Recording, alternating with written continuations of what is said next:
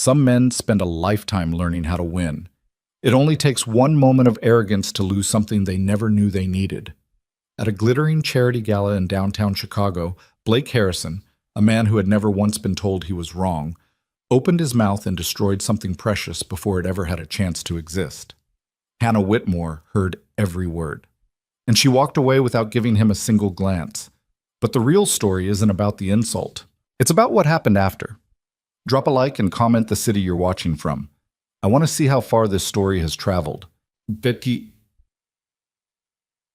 The ballroom on the 42nd floor of the Aldrich Grand Hotel smelled like money and fresh roses, and Hannah Whitmore had learned a long time ago that those two smells together meant trouble. Not trouble for her specifically.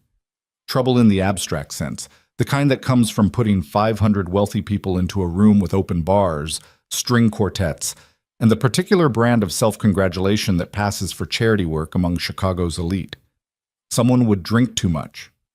Someone would say the wrong thing to the wrong wife.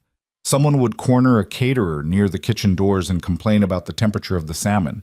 Hannah had planned enough of these events to know exactly how the night would unspool, and she moved through the ballroom like she had rehearsed it in her sleep. Because she had. She adjusted the height of a centerpiece near table 7, a towering arrangement of white peonies and eucalyptus that had tilted 2 degrees to the left sometime in the last 20 minutes. The flowers cooperated. She straightened the linen on the adjacent chair where someone had sat briefly and wrinkled it while talking on their phone. She flagged down Marcus, her head server, with 2 fingers and tilted her chin toward the far corner where a champagne flute had been left on the edge of a windowsill, one small vibration from disaster. Marcus nodded and moved without breaking stride. This was the thing nobody understood about event planning. It wasn't glamorous. It wasn't creative. Not at the moment of execution. By the time a night like this arrived, all the creativity was done. The centerpieces had been chosen, the menus finalized, the lighting calibrated to flattering amber tones that cost 3 times what the standard package included.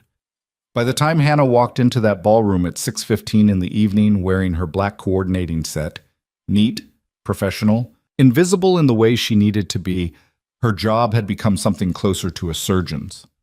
Quiet, precise. 1,000 small corrections that nobody would ever notice because they weren't supposed to notice. She wore her hair up tonight. Her warm blonde curls were pinned back with the same tortoiseshell clip she used at every event, not because she didn't know nicer things, but because pinned back meant they stayed out of her face, and her face needed to be unobstructed. She needed to see everything. Hannah Whitmore was 29 years old, and she had been building Whitmore events for 4 years with almost no financial cushion and almost no margin for error. And she had learned early on that the difference between a successful event and a ruined one was almost always something small. A wrong temperature. A late delivery. A florist who swore on their professional reputation that the orchids would arrive by 5. The orchids had not arrived by 5 tonight.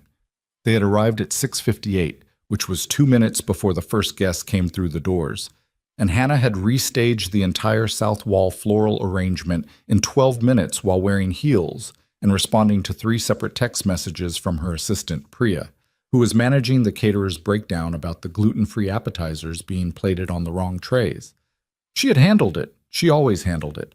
That wasn't pride talking. It was simply the accumulation of 4 years of proof. By 9 o'clock, the Hartley Foundation's annual charity gala was running so smoothly that Claudia Hartley, the foundation's 72-year-old director, a woman who had been hosting these events for 20 years and had opinions about everything from table linens to the precise decibel level of the string quartet, had found Hannah near the service corridor and pressed both her hands and said, "Hannah, this is the best it's ever been." Those were the words. Hannah had stored them in the same internal place where she kept all the good things people said to her, a place she returned to on the bad nights when nothing was going right and the doubt crept in like water under a door. She was thinking about that, about how to keep those words accessible when she needed them, when she heard the voices on the other side of the flower arrangement near the east wall. She hadn't been eavesdropping. She never eavesdropped. She had been checking the arrangement for the 3rd time that evening, specifically to verify that the low LED uplighting was still hitting the white peonies at the angle she'd specified, because the light had been drifting warm all night, and warm light on white flowers made them look yellow on camera, and the Hartley Foundation's photographer was shooting constantly. The two men on the other side of the arrangement didn't know she was there. She didn't recognize the first voice immediately. Low, authoritative, the kind of voice that had spent years in boardrooms being agreed with. The Hartley woman seems pleased with the setup. She should be. A second voice, lighter, also male. Friendly, from the sound of it. The planner they brought in is apparently excellent. A pause, the clink of glasses. Planner.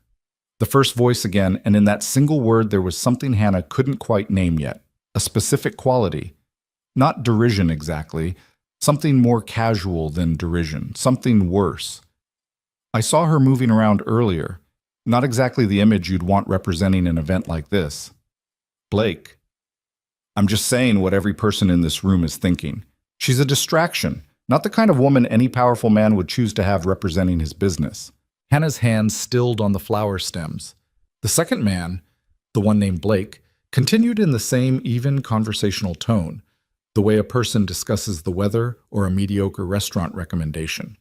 There was no heat in his voice, no awareness that what he was saying was anything other than a perfectly reasonable observation. First impressions are everything in this industry. You understand that better than anyone, Ethan. The woman who plans your event is part of your brand. And a plus-size woman moving through a room like this one, it sends a message, not the right one. Silence on the other side of the arrangement. Then the second voice, Ethan, said carefully and without much conviction, "That's a significant thing to say about someone you've never spoken to." "I don't need to speak to her, I can see her." Hannah did not move. She was aware of her own breathing. She was aware of the weight of the tortoiseshell clip in her hair and the slight pressure of her heels on the parquet floor and the cool stems of the peonies under her fingertips. She was aware of her heartbeat, which had not accelerated, which was itself a kind of information she stored somewhere. She did not move out from behind the arrangement. She did not say anything. She did not allow herself to have a visible reaction to words that had been spoken about her body, her appearance, her professional worth, by a man who did not know her name. She adjusted the last flower. She stepped back from the arrangement. She walked. She did not hurry. She did not flee. She moved at the same measured pace she always moved at, across the ballroom floor toward the service corridor where Marcus was waiting with a question about the dessert course timing. She did not look toward the east wall. She answered Marcus's question about the dessert course. She checked her phone. A message from Priya. "Client happy? Photographer happy? Are you good?" She typed back, "All good. Dessert in 20. She put her phone back in her pocket. And then she stood in the service corridor for exactly 4 seconds, alone, and allowed herself to feel it. The specific, nauseating sensation of being reduced. Of having everything she had built, and every skill she had developed, and every long night, and every near disaster, and every piece of herself she had poured into this work, condensed down to the circumference of her body, by a man whose champagne glass probably cost more than her first car. 4 seconds. Then she went back out into the ballroom and finished her job. The man on the other side of the arrangement was Blake Harrison, and Ethan Caldwell, who had been standing beside him, had watched Blake say those words with the particular discomfort of someone who has known a person long enough to recognize their worst impulses without yet knowing how to stop them.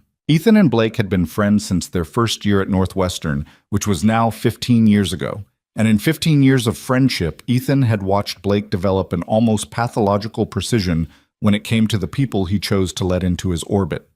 Blake Harrison did not make room for anyone who didn't serve a specific function. He was not cruel about it, or he didn't think of himself as cruel. He was, in his own mind, simply efficient. He had built Harrison Capital from a 2-person consultancy into a financial entity that managed over $9 billion in private equity, and he had done it by being right about people, by reading rooms, by understanding, at a molecular level, what made something valuable or a liability. The problem was that he applied the same framework to human beings. Ethan had watched him do it for 15 years, and he had rarely said anything about it, because Blake was not wrong about most things. And when you watch someone be right again and again and again, you start to defer to their judgment even when something in your stomach says to push back. But tonight, standing with his glass of Barolo near the east wall, while Blake said those things about the woman with the curly blonde hair and the tortoiseshell clip who had been moving through this event with a quiet, focused competence that Ethan had found himself watching for the better part of an hour. Tonight, Ethan's stomach said something different. He told Blake it was a significant thing to say about someone he'd never spoken to. Blake shrugged it off. Ethan let it go. He always let it go. But then something made him turn. And when he turned, he saw the woman, the event planner, the one Blake had just categorized and filed away without interest, step back from the flower arrangement on the east wall. She was close enough that there was no question she had heard. She showed nothing, not a flinch, not a tightening around the eyes, not the particular way a person's jaw shifts when they're swallowing something they'd rather say out loud. She adjusted the last flower with the same careful attention she'd been giving it before the words reached her, and then she walked across the ballroom in a straight, unhurried line and disappeared into the service corridor. Ethan stood there for a long moment, holding his wine. Blake had turned to greet someone else, already moving on, already operating in the efficient current of his own attention. Ethan watched the door of the service corridor. He kept watching it. He wasn't sure what he was waiting for. Some sign of the cost she'd absorbed, maybe. Some tell. But nothing came. A few minutes later, she reappeared, said something brief to a tall server near the door, checked her phone, put it away, and continued her circuit of the room. Ethan thought, that required something. He didn't say it out loud. He just stood there, holding his wine and thinking about a woman he didn't know, who had just demonstrated more composure under an unprovoked indignity than Ethan had shown in any of the several moderately difficult situations he had faced in his adult life. The gala ended at 11:30. By midnight, the catering team was breaking down tables, and Hannah was doing her final walkthrough with Claudia Hartley, who moved through the ballroom slowly on account of her hip and pointed at things with the quiet authority of someone who had spent decades getting exactly what she wanted. The dessert course was too slow, Claudia said, not unkindly. 20 minutes between the main and the sweets. People were restless. Yes, Hannah said. I flagged it at the setup. The pastry chef runs behind. I'll build it into the contract next time. Claudia looked at her sideways. Next time?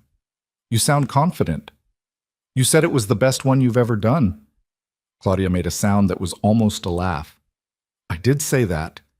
So yes, I'm confident. Claudia's mouth curved. She patted Hannah's arm once, the way older women do when they're trying not to be too obvious about being impressed. I'll call you Monday about the spring gala. Hannah drove home at 12:45 in her 10-year-old Civic with the heating system that worked perfectly and the air conditioning that mostly didn't, and she turned the radio off because she needed the quiet. She thought about what Blake Harrison had said. She thought about it the way she thought about most things that happened at events, clinically, from the outside, examining it for information. She's a distraction, not the kind of woman any powerful man would choose. The thing that bothered her most, she decided, wasn't the content. She had heard versions of that content before, in different registers, from different directions, for most of her adult life. The thing that bothered her was the easiness of it. The way he said it like he was reading something off a list, like there was a category she fell into, and the category was self-evident and required no examination whatsoever. She had spent 4 years building something. She had slept through her alarm twice in 4 years and had never once been late to a setup. She had crisis-managed a venue fire, a catering collapse, a wedding where the florist had sent the wrong flowers for 300 guests, and a corporate dinner where the keynote speaker had a medical emergency 40 minutes before the event began. She had handled all of it. None of that information was available to Blake Harrison because Blake Harrison had looked at her and arrived at a conclusion and moved on. That was fine. People like that existed. Hannah had learned early that the most useful thing to do with people like that was take their words, examine them for any information that was actually useful, discard the rest, and keep moving. She was not going to let a stranger's careless opinion live rent-free in her head. She was not going to cry about it in her car. She was not going to call her best friend Sonia and report it, because Sonia would get angry on her behalf, and sometimes that anger was useful, and sometimes it just kept the wound open longer. Hannah pulled into her parking spot, sat in the car for a minute and a half, and then went inside and went to sleep.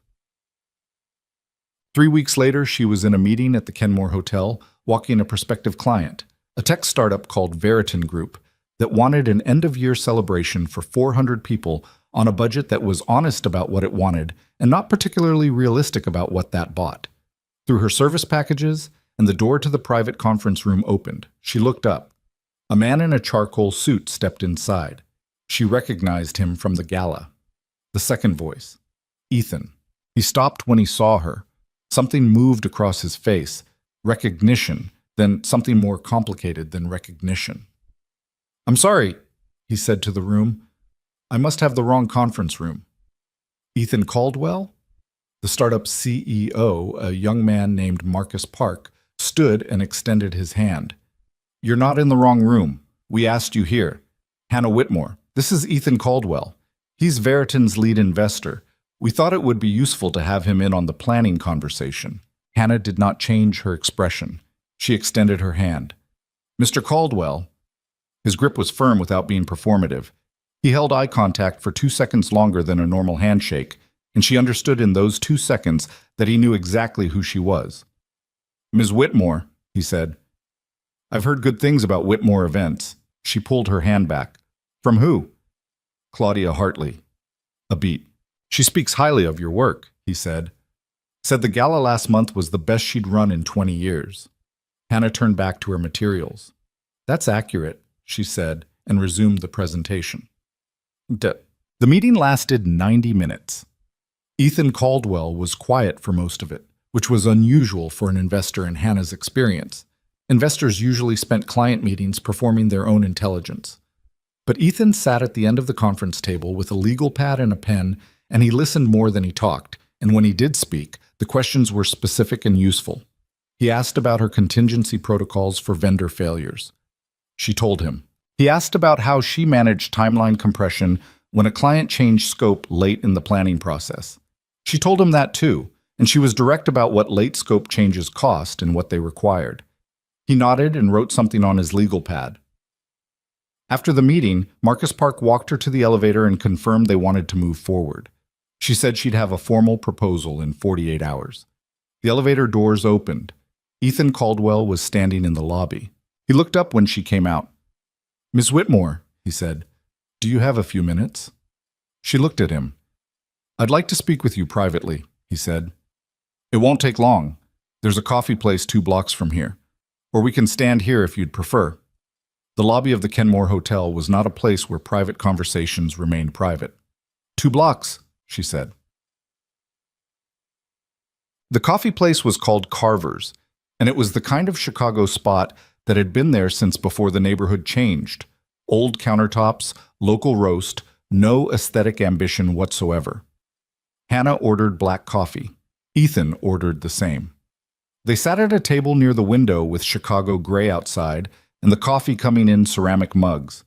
Ethan Caldwell put both hands around his mug and looked at her. "I want to apologize," he said, "for what happened at the Hartley Gala." Hannah kept her face neutral. "I don't know what you're referring to." "Yes, you do." A pause. She let it sit. "I was standing next to a man who said something about you that was wrong and dismissive and unkind," Ethan said. "And I didn't say enough to stop it. I said it was a significant thing to say, and then I let it go. That wasn't adequate." He kept his eyes on her. "You heard it. I saw you. You saw me finish adjusting the flowers and walk away." "Yes. That's not evidence that I heard anything." "No," he said. "It's not, but I know you heard." She picked up her coffee. "And this is what? Guilt management?" "Probably some of that," he said, without flinching. "I don't like what I did or didn't do that night. I've thought about it a lot since." "That's not my problem." "I know it's not." He said it simply, without defensiveness. "I'm not here asking you to make it your problem. I'm here because it was the right thing to do and I hadn't done it yet." Hannah set her coffee down. She looked at him. Ethan Caldwell was maybe 35. Dark hair going slightly gray at the temples in a way that looked like it had started early. Good face. Not traditionally handsome, but specific, with the kind of eyes that made you think he was holding 3 separate conversations in his head simultaneously. His suit was expensive, and he wore it like he'd forgotten it was on, which was the mark of someone who'd been wearing suits since before he was old enough to have opinions about them. "Who was he?" she said. "His name is Blake Harrison. Harrison Capital." She knew the name. Everyone in Chicago who worked adjacent to Money knew the name. Is he someone I need to know? She said. Professionally? Ethan considered. Probably not. He doesn't tend to need event planners. Then I don't need to know him. No, Ethan agreed. You don't. They drank their coffee. The silence was not uncomfortable, which surprised her. You work with him, she said. We've been partners for about 7 years. We invest in the same vehicles, some joint ventures. And you like him? Ethan thought about that. He's complicated. That's not what I asked. I know. He turned his mug slightly on the table. Most of the time. Yes, he's brilliant and he's difficult and he has a specific way of seeing the world that I don't always agree with. You mean he categorizes people? Ethan looked at her. Yes, that's a good way to put it. And he categorized me. He did. Incorrectly. Very, Ethan said. And there was something in his voice when he said it that was different from the preceding sentences. Something with more weight. Hannah registered that. She didn't comment on it. Your apology is accepted, she said.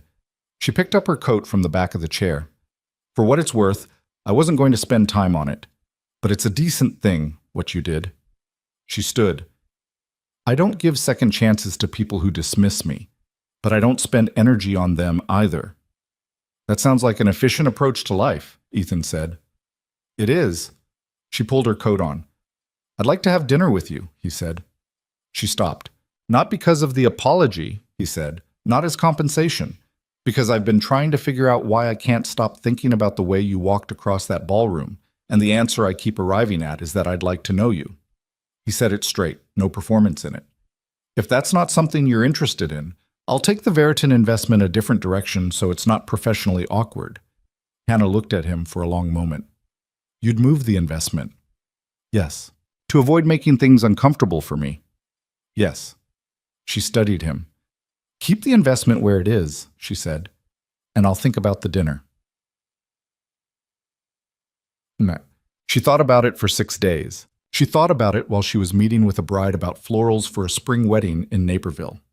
She thought about it while she was on the phone with a difficult venue coordinator at the Palmer House, negotiating a setup timeline that the venue kept trying to compress. She thought about it at 2 a.m. when she was lying in bed, unable to sleep, because her brain was running the catering calculations for the Veriton event, and also, apparently, running Ethan Caldwell. On the 6th day, she texted him, Friday works. You pick the place. He texted back within 4 minutes. 7 o'clock. I'll send the address. The address he sent was not a restaurant she recognized from the name.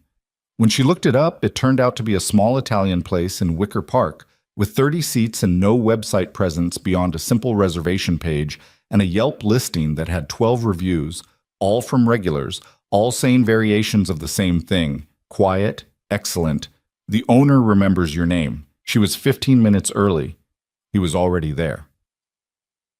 The dinner lasted 3 hours. Hannah had been on enough dates to know within the first 30 minutes whether a person was performing or present, and Ethan Caldwell was present in a way that she found initially suspicious and then, gradually, just true. He did not talk about his money. He did not list his accomplishments. He did not ask her questions, and then immediately redirect the conversation toward himself. He asked about Whitmore events, and he listened to the answer without nodding in the preemptive way people nod when they're waiting for you to stop talking so they can respond. She told him about starting the company. She told him about the first 2 years when she was doing 300-person events while simultaneously trying to build the infrastructure to support 300-person events, which was like trying to build a boat while already at sea. He laughed at that. She told him about the venue fire, the one she'd never told a client about in the years since it happened. A conference dinner where a kitchen malfunction had required her to evacuate 300 people and relocate the entire event to a backup venue across town in under 40 minutes. She'd lost the caterer that night. She'd renegotiated with a restaurant willing to do buffet-style emergency catering while her hands were still shaking. Were you scared? He asked. Terrified, she said. The whole time. But you can't show that. The moment you show that, you've transferred your panic to 299 other people, and then you have a different problem. How do you hold it? You focus on the next thing, only the next thing, not the full scope of the disaster. Just What is the immediate next thing that needs to happen? And then the thing after that. Ethan was quiet for a moment. That's how I do investment decisions, he said. During a market correction, when everyone's looking at the full cliff, I just look at the next foothold. She hadn't expected that parallel. She looked at him. Is that strange? He said. No, she said. It's just, I don't usually find those parallels. You don't usually have dinner with venture capitalists? I don't usually find the parallel. He smiled. They talked about Chicago, the specific texture of this city, the way it rewarded a certain kind of stubbornness, the way it ate people who came here expecting it to give them something. He told her about growing up in Milwaukee, which he'd left at 18 and returned to for holidays, and felt the particular ambivalence of a person toward a place that made them who they are before they knew who they wanted to be. She told him about growing up in Columbus, Ohio, which she had loved as a child and found insufficient as an adult. Not because it was bad, but because she was someone who needed a larger stage and had always known it, even before she could articulate it. That sounds like something you've made peace with, he said. Needing a larger stage? Knowing what you need and going after it. She looked at him. Why wouldn't I have made peace with it? He held her gaze. Most people haven't. She thought about that. I spent a long time, she said, being told, not always explicitly, that what I wanted was too much, that I should want something smaller, something more proportionate. She said the word carefully. I decided a long time ago that I was going to decide for myself what was proportionate. Ethan set down his wine. That night at the gala, he said, the way you walked away. We don't need to discuss that. I know. I'm not discussing it for the reason you think. He looked at her directly. I've been in a lot of rooms where people have been unkind to other people. I've watched people react badly, and I've watched people react well. I've never watched someone absorb something like that and turn it back into the work so completely that you couldn't see the seam. It was... He stopped. It was what? Remarkable, he said. That's the word I keep using, and it doesn't quite fit, but it's the closest I have. Hannah looked at him for a long moment. Something in her chest shifted. Not dramatically. She was not a dramatic person, internally. More like a room where someone had moved one piece of furniture and suddenly the light fell differently. It wasn't remarkable, she said finally. It was survival. You do enough of that and it stops feeling like anything. That's exactly what makes it remarkable, he said. She looked away. Outside the restaurant window, Chicago was doing what it did in November. Wind driving rain sideways down the empty street, the light from the restaurant making the wet pavement glow. This is a good restaurant, she said, changing the subject. It is, he said. He didn't push. That, she noted, that he didn't push. They shook hands outside on the sidewalk with the rain still going, which was objectively absurd, and which made both of them laugh at the formality of it. Two adults shaking hands in the rain on a Wicker Park side street at 10 o'clock on a Friday night. Can I call you? He said. You can text, she said. I answer texts. Phone calls have to be scheduled. Noted. She turned to go. Hannah. She turned back. He stood there in the rain looking at her, water darkening the shoulders of his coat. You're going to be fine, he said, and then, quieter. You're going to be more than fine. She didn't know exactly what he meant by that, whether he meant the Veritan event or the company or her life in general. She didn't ask. She nodded once, turned, and walked to her car. She drove home with the radio on this time. Across town, in the penthouse of a building on Michigan Avenue, Blake Harrison was sitting at his desk reviewing term sheets for a deal he was closing in January, and his phone buzzed with a text from Ethan that said, "Had dinner tonight. Just wanted you to know." Blake read it twice. He typed back, "With who?" Ethan's response took 4 minutes. The planner from the Hartley Gala. Blake set the phone face down on his desk. He picked up the term sheet. He put it down. He picked up the phone and read the message again. He did not respond.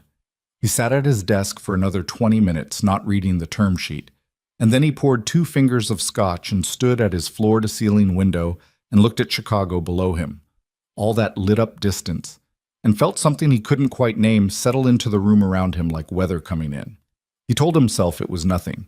He told himself he didn't know why it bothered him, Both of those things were lies, and Blake Harrison was not a man who lied to himself often, which made the lies worse.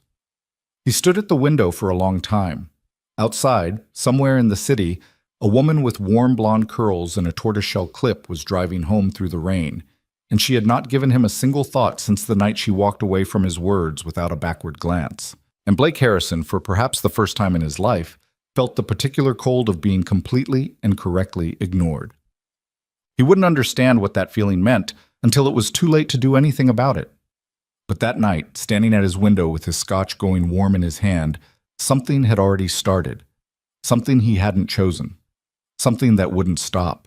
The Veriton Group proposal landed in Marcus Park's inbox 47 hours after the Kenmore Hotel meeting, which was 1 hour ahead of the 48-hour window Hannah had promised, because Hannah Whitmore did not deliver things at the last minute and had not done so in 4 years of running her own company. Marcus called her within 20 minutes of receiving it. "This is more detailed than anything we've gotten from the other planners we spoke to," he said. "That's because it is more detailed," Hannah said. She was at her desk in the small office she rented on the 3rd floor of a building in the West Loop, eating a sandwich with one hand and holding her phone with the other. The contingency section on page 7 covers 3 different vendor failure scenarios with alternative sourcing already identified. "That's not standard." "No," Marcus said. "It isn't." "The budget is also honest," she said. "What you asked for is achievable. What you originally told Ethan Caldwell you wanted is not." Page 11 explains why. A pause on Marcus's end. "You told our lead investor his expectations were wrong?" "In writing, with a cost breakdown," Hannah said. "Yes." Another pause, and then Marcus Park laughed. "We'll sign the contract this week." She put the phone down and finished her sandwich and went back to work on the 3 other events she was managing simultaneously, because that was the nature of December. Everyone wanted their year-end celebrations at the same time, in the same venues, using the same caterers, and the entire event planning industry spent November and December in a controlled state of crisis that felt, from the inside, like sprinting on a treadmill someone else was controlling. Ethan texted her on Wednesday. "The Veriton team is very pleased with the proposal. Marcus said you told him the budget was wrong." She typed back, "The budget was wrong." He seemed to like that. People who are serious about outcomes like being told the truth. A pause, then, "Are you free Saturday?" She looked at her calendar. Saturday she had a setup call at 9, a venue walkthrough at noon, and nothing after 2. After 2, she sent back. Museum of Science and Industry, 3 o'clock. She stared at that for a second. "That's not a restaurant," she typed. "No, it isn't."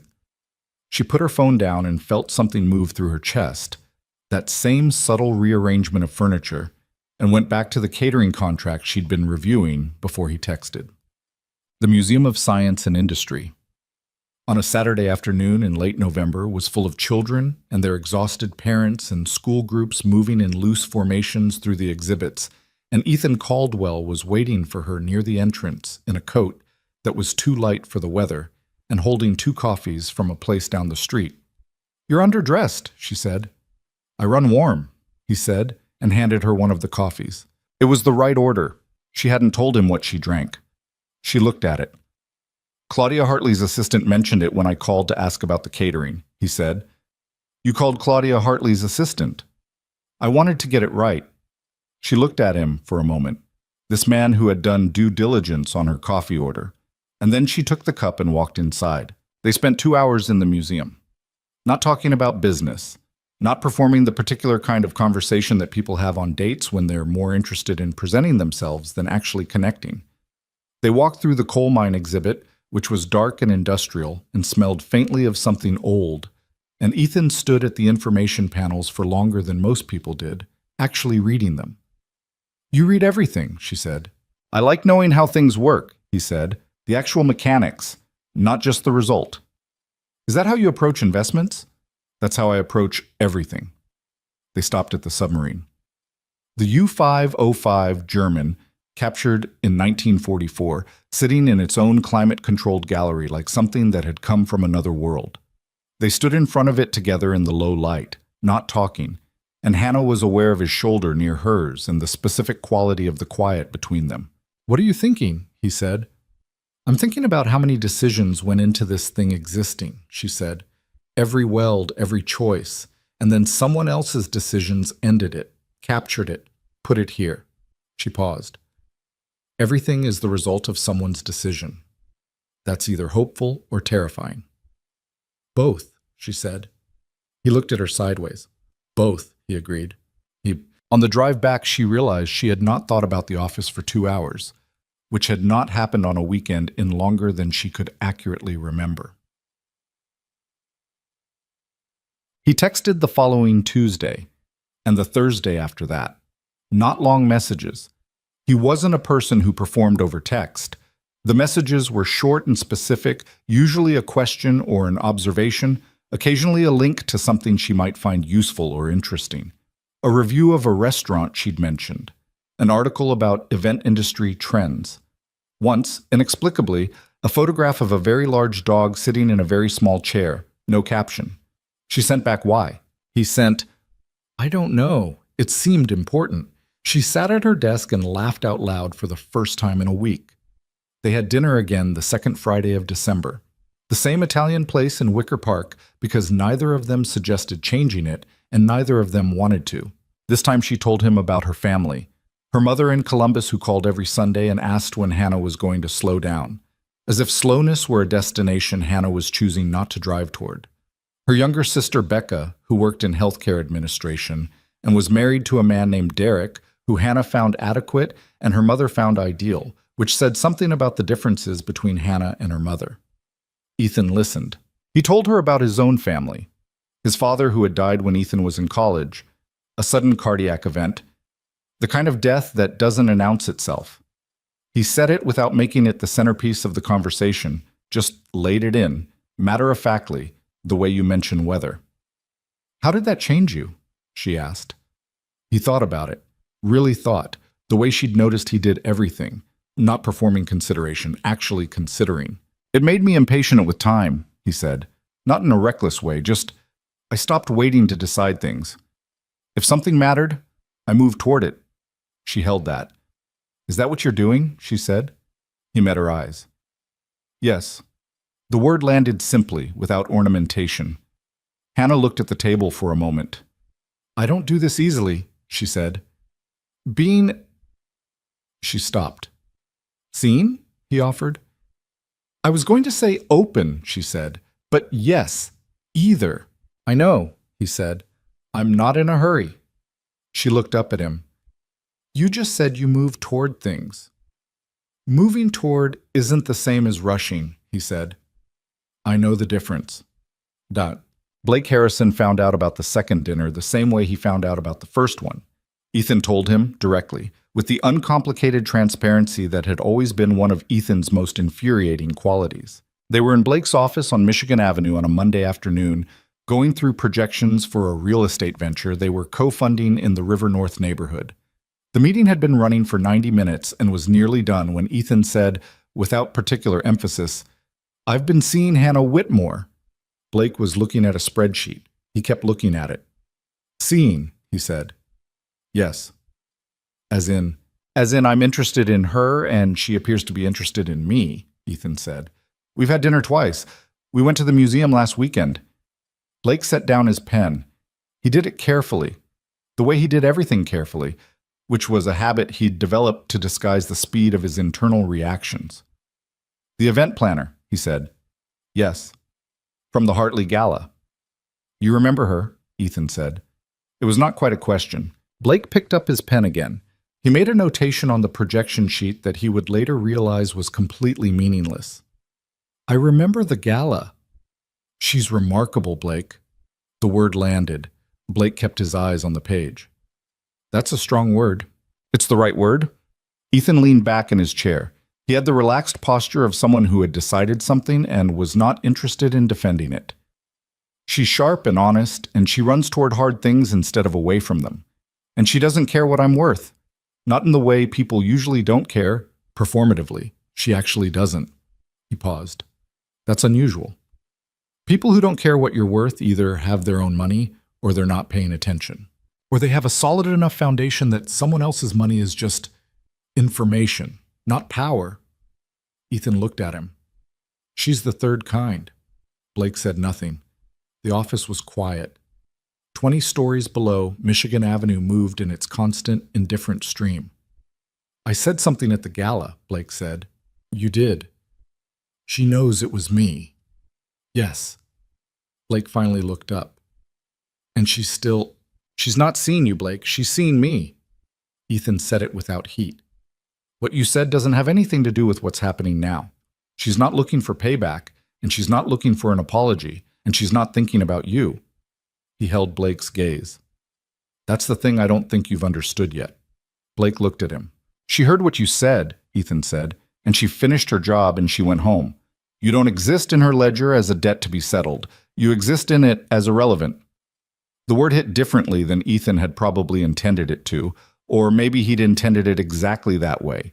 Ethan was good enough at the truth to use it surgically when he needed to. Blake said, Good! Good for her! He went back to the spreadsheet. Ethan watched him for a moment and then went back to his own copy. The meeting ended 20 minutes later. They shook hands at the elevator the way they always did, the handshake of 15 years of partnership, and Blake rode the elevator back up to his floor and stood at his window and felt the thing he hadn't been able to name since November doing something new in his chest, getting louder. He didn't like it. The Veriton Group event was the 18th of December, and it went off with the kind of smooth, invisible precision that Hannah had delivered enough times to stop being surprised by, though she was never entirely free of the fear, right up until the moment everything was working. 400 people. Navy and gold color scheme. Live jazz quartet. Dinner service for the first 120 at round tables.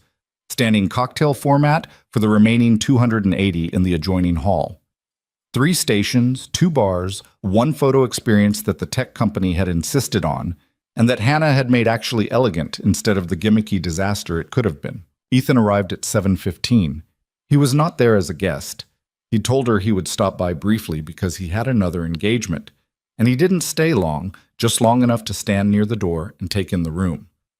She was mid-circuit when she spotted him, clipboard in hand, moving between the 2 halls. He caught her eye across the room.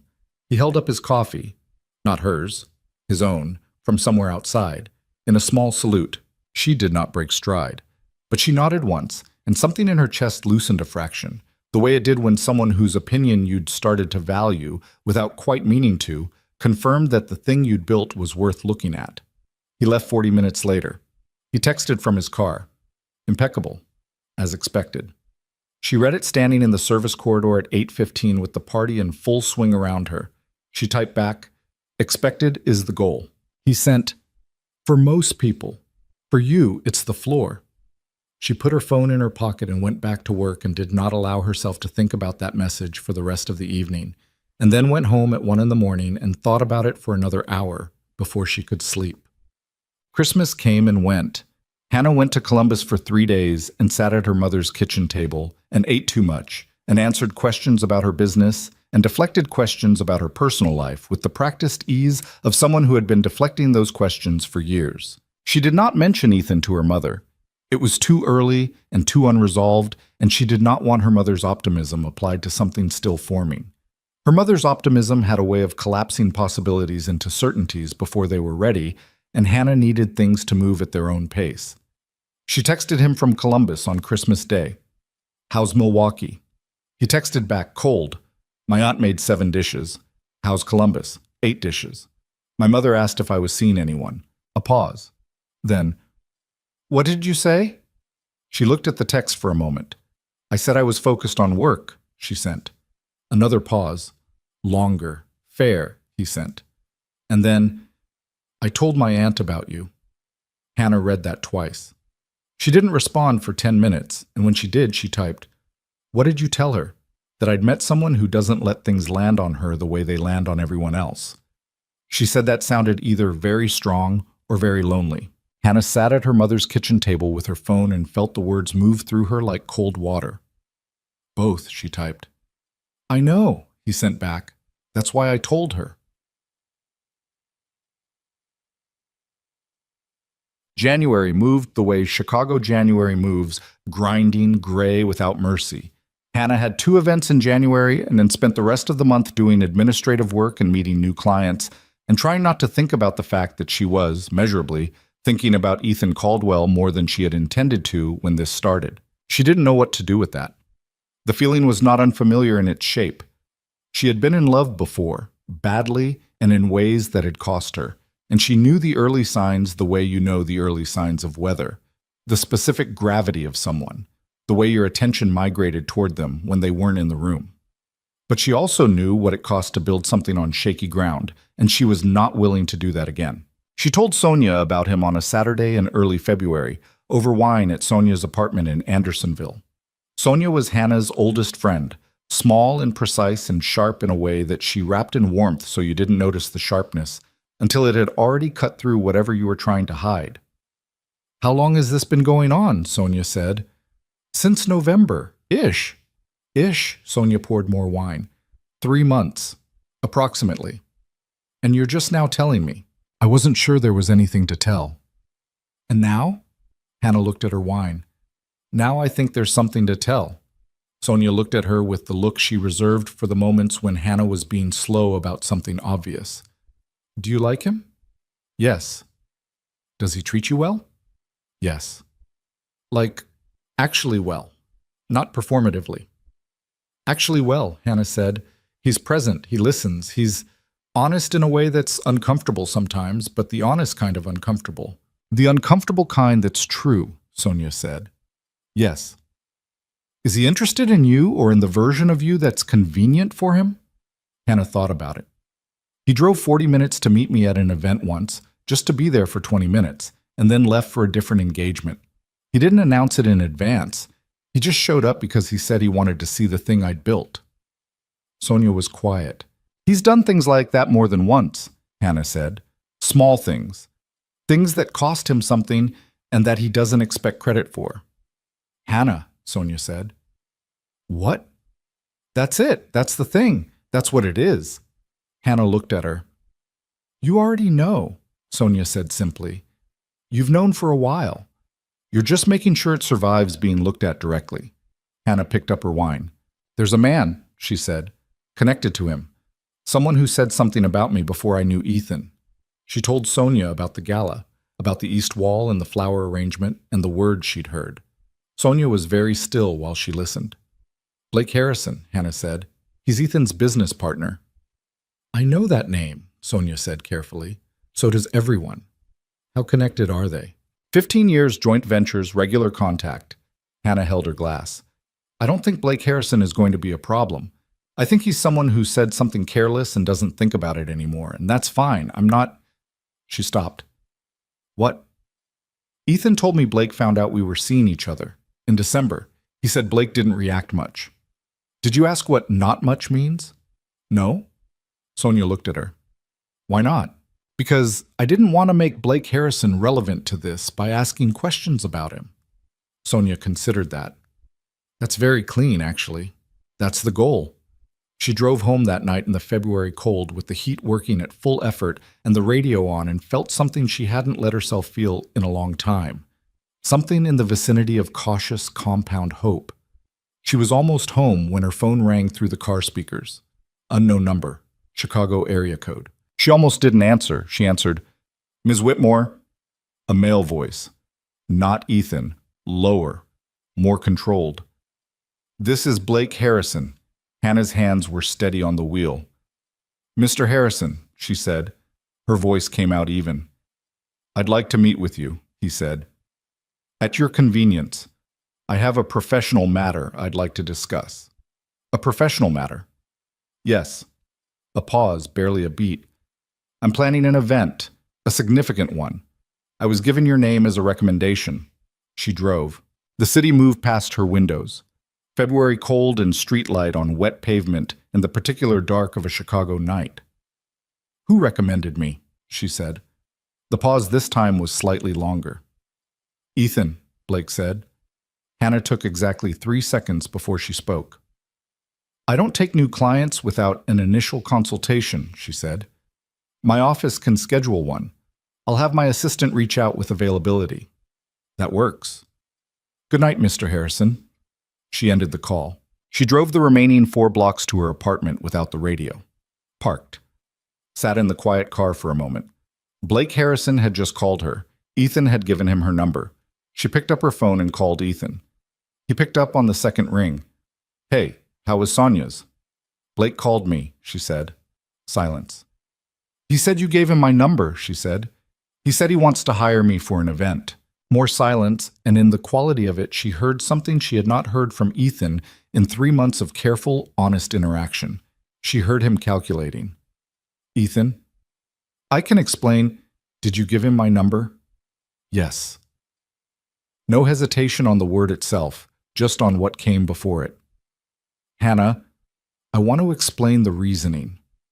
"Go ahead." She heard him exhale. "Blake asked me about you," he said, "a few weeks ago. He said he'd been thinking about what he said at the gala and he wanted to, what, apologize?" "He mentioned an apology, yes, and the event is real. He has a foundation dinner in March, 250 people. He asked for a recommendation and I gave him yours because you're the best and because you thought it would be good for me to be in a room with the man who—" She stopped herself. Her voice was completely level. "Ethan, I know how that sounds. Do you?" "Yes." "Because what it sounds like," Hannah said, still level, still completely controlled, "is that you made a decision about my professional interactions without consulting me, using your relationship with me as a door for someone else to walk through." The silence on his end was very specific, the silence of someone who has realized, midair, that the ground was farther down than they'd calculated. "That's fair," he said quietly. "I'm not asking for fair, I'm asking you to understand what you did." "Hannah, I'll talk to you tomorrow," she said. She ended the call. She sat in the cold car for another minute, then she went inside. She did not throw anything. She did not cry. She sat at her kitchen table in her coat, still cold from outside, and she looked at her hands and she thought about the calculation Ethan had made. The one where he had decided that what Blake Harrison needed, what that situation needed, was an opening, and that the opening was her. Without asking, without warning. She thought about what Sonia had said, about surviving being looked at directly. She thought about 3 months of careful, honest, present attention from a man she had started, quietly, with full awareness of the risk, to trust. And she sat at her kitchen table and felt the specific cold of discovering that trust is never a destination. It is a question that never stops being asked. She slept 4 hours. Not because she was devastated. Hannah Whitmore had been through enough to know the difference between something that broke you and something that bruised you, and she was still doing the assessment, but because her brain would not stop running the conversation in loops, pulling it apart at the seams, examining each thread. Ethan had given Blake her number. He had decided alone that the correct move was to build a bridge between the man who had dismissed her in public and the woman who had chosen, deliberately, to walk away without looking back. And he had built that bridge out of her professional identity, her business, the thing she had spent 4 years constructing with her hands and her nerve and her refusal to accept a smaller version of what she wanted. He had used her work as an instrument of someone else's redemption arc without asking whether she wanted to be part of that arc at all. She got up at 5:45, made coffee, and sat at her kitchen table with her laptop and worked until 7:30, because the work was always there and the work did not require her to feel anything she wasn't ready to feel yet. At 8, she called Ethan. He picked up on the first ring, which told her he had not slept well either. "I want to understand the full picture," she said. No preamble. "Walk me through it. When did Blake come to you? What exactly did he say? And at what point did you decide that giving him my number was something you had the right to do?" She heard him exhale. 2 weeks ago, he said.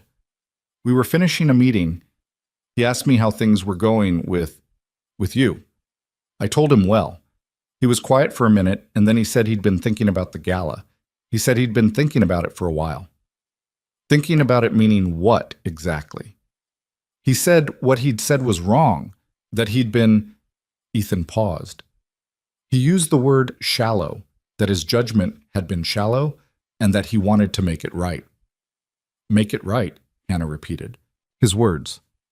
"And you thought giving him access to me was making it right." "I thought—" He stopped, started again. "The event is real. 250 people, foundation dinner, mid-March. He needs someone, and he needs someone good. I gave him your name because you're the best in the city.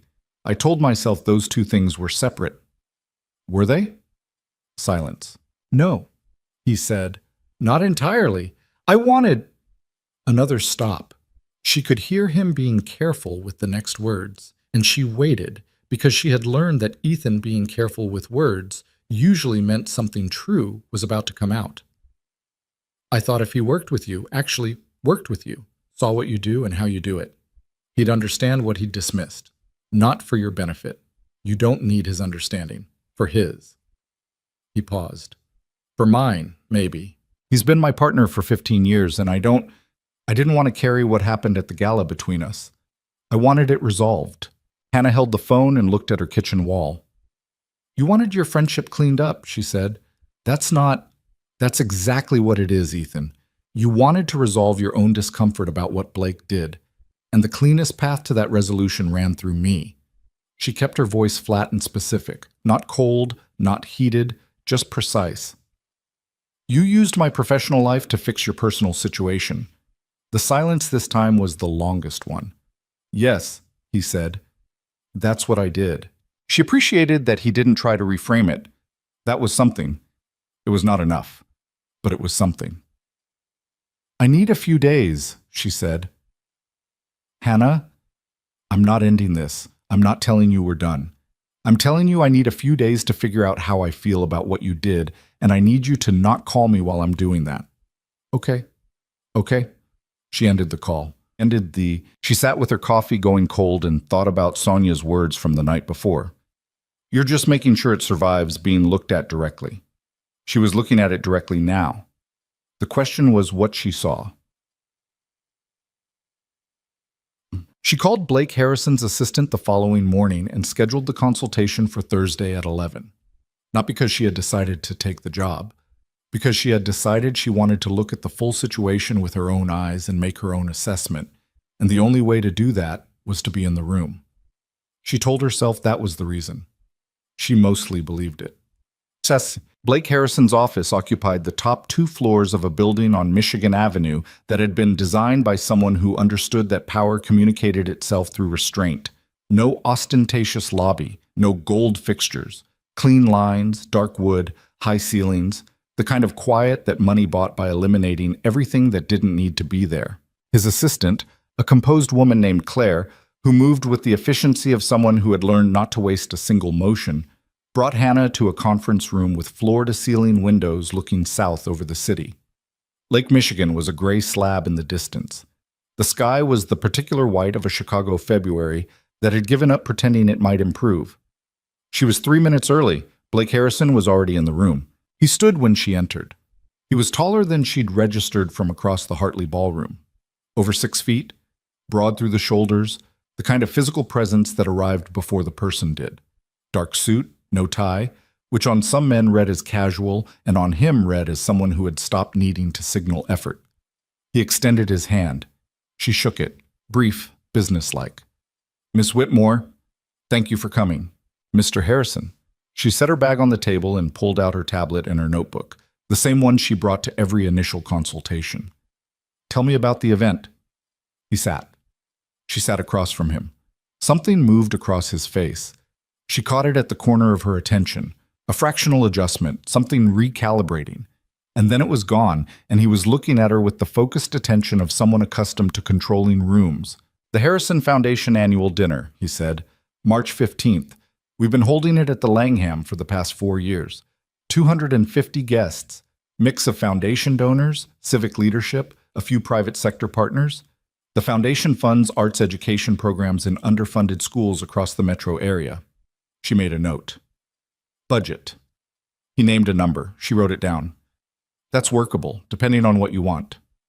I want it to be the best one we've done. That's what everyone says. His mouth moved, not quite a smile. What does the best one you've done look like? It depends on what you mean by best. If you mean most visually impressive, that's one conversation. If you mean most functional, event that runs cleanly, guests leave having experienced exactly what you intended them to experience, donor relationships are served, the foundation's mission is visible in the room without being heavy-handed. That's a different conversation. The second one, he said, She looked up from her notes. He held her gaze. That's what I mean. She wrote something on her tablet. The Langham is a good venue, she said. I've worked it 3 times. The kitchen runs slow on the 3rd course if the service captain isn't specifically briefed. She made another note. Are you using their in-house catering or bringing someone in? In-house, but I'm open to alternatives. I have a preferred caterer for foundation-type events. They do a better job of making the food feel like a choice rather than a requirement. She looked at him. Some charity dinners feel like punishment. The food is correct but joyless. Guests tolerate it because they're there for the cause. That's fine, but it's not optimal. No, he said. It isn't. I can fix that, if you want it fixed. That's why you're here. She made 3 more pages of notes. She asked about the donor demographic, the age range, mobility considerations for the space, whether there was a program element, speakers, awards, a live performance component. She asked about the foundation's visual identity, whether there was brand guidance she'd need to work within, or whether she had latitude.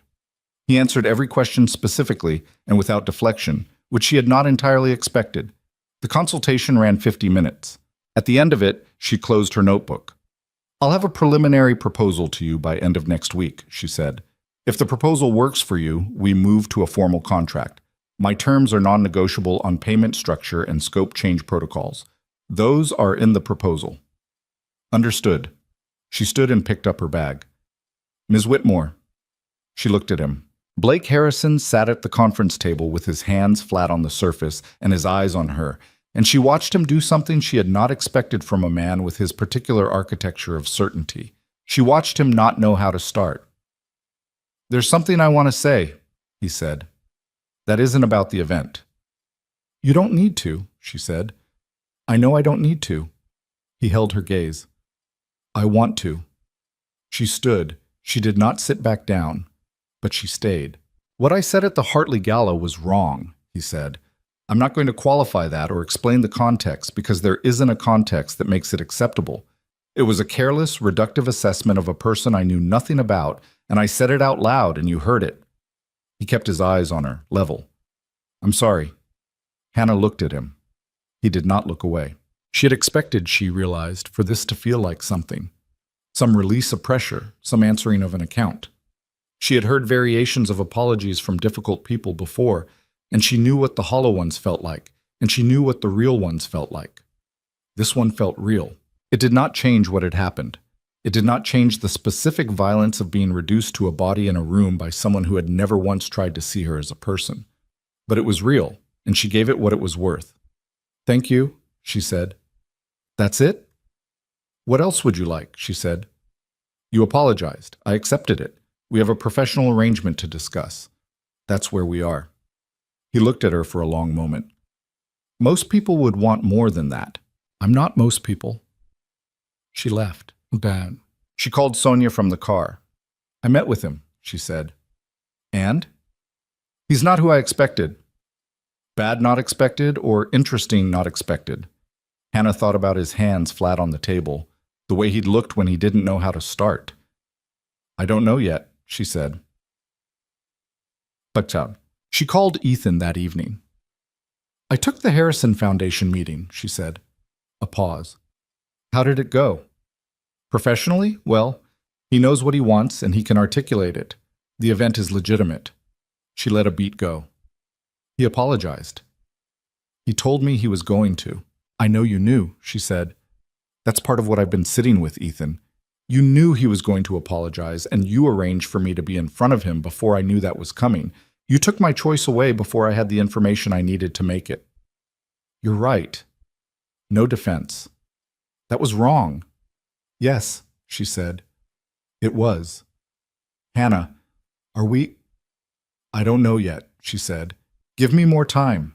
She could hear him on the other end, breathing, holding himself still the way she'd noticed he did when he was managing something difficult. Okay, he said. She put the phone down. She was not ready to tell him that in the days she'd spent thinking, the conclusion she'd kept arriving at was that what he'd done was wrong, but not unrecognizable. That it came from a real place, a need to resolve something that had been sitting badly in him since November. That the mistake was not malice. She was not ready to tell him that yet because she needed him to sit with it longer. She needed him to understand the full weight of it before she let him off the hook.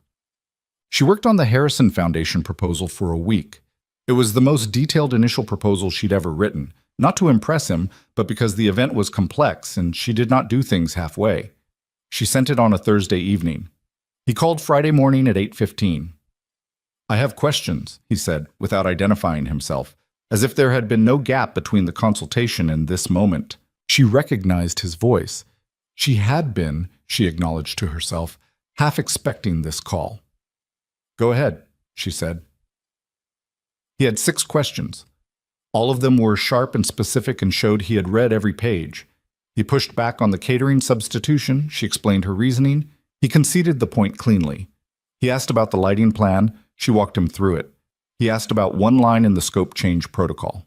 "That clause says I'm liable for additional costs if I change the floral order after the cutoff date," he said. "You are," she said. "What's the cutoff date?" 3 weeks before the event. After that point, commitments have been made and changes cost money. My contract protects both of us. "Fair," he said. They went through the remaining questions in 20 minutes. "I'll sign the contract Monday," he said. "My assistant will send it this afternoon."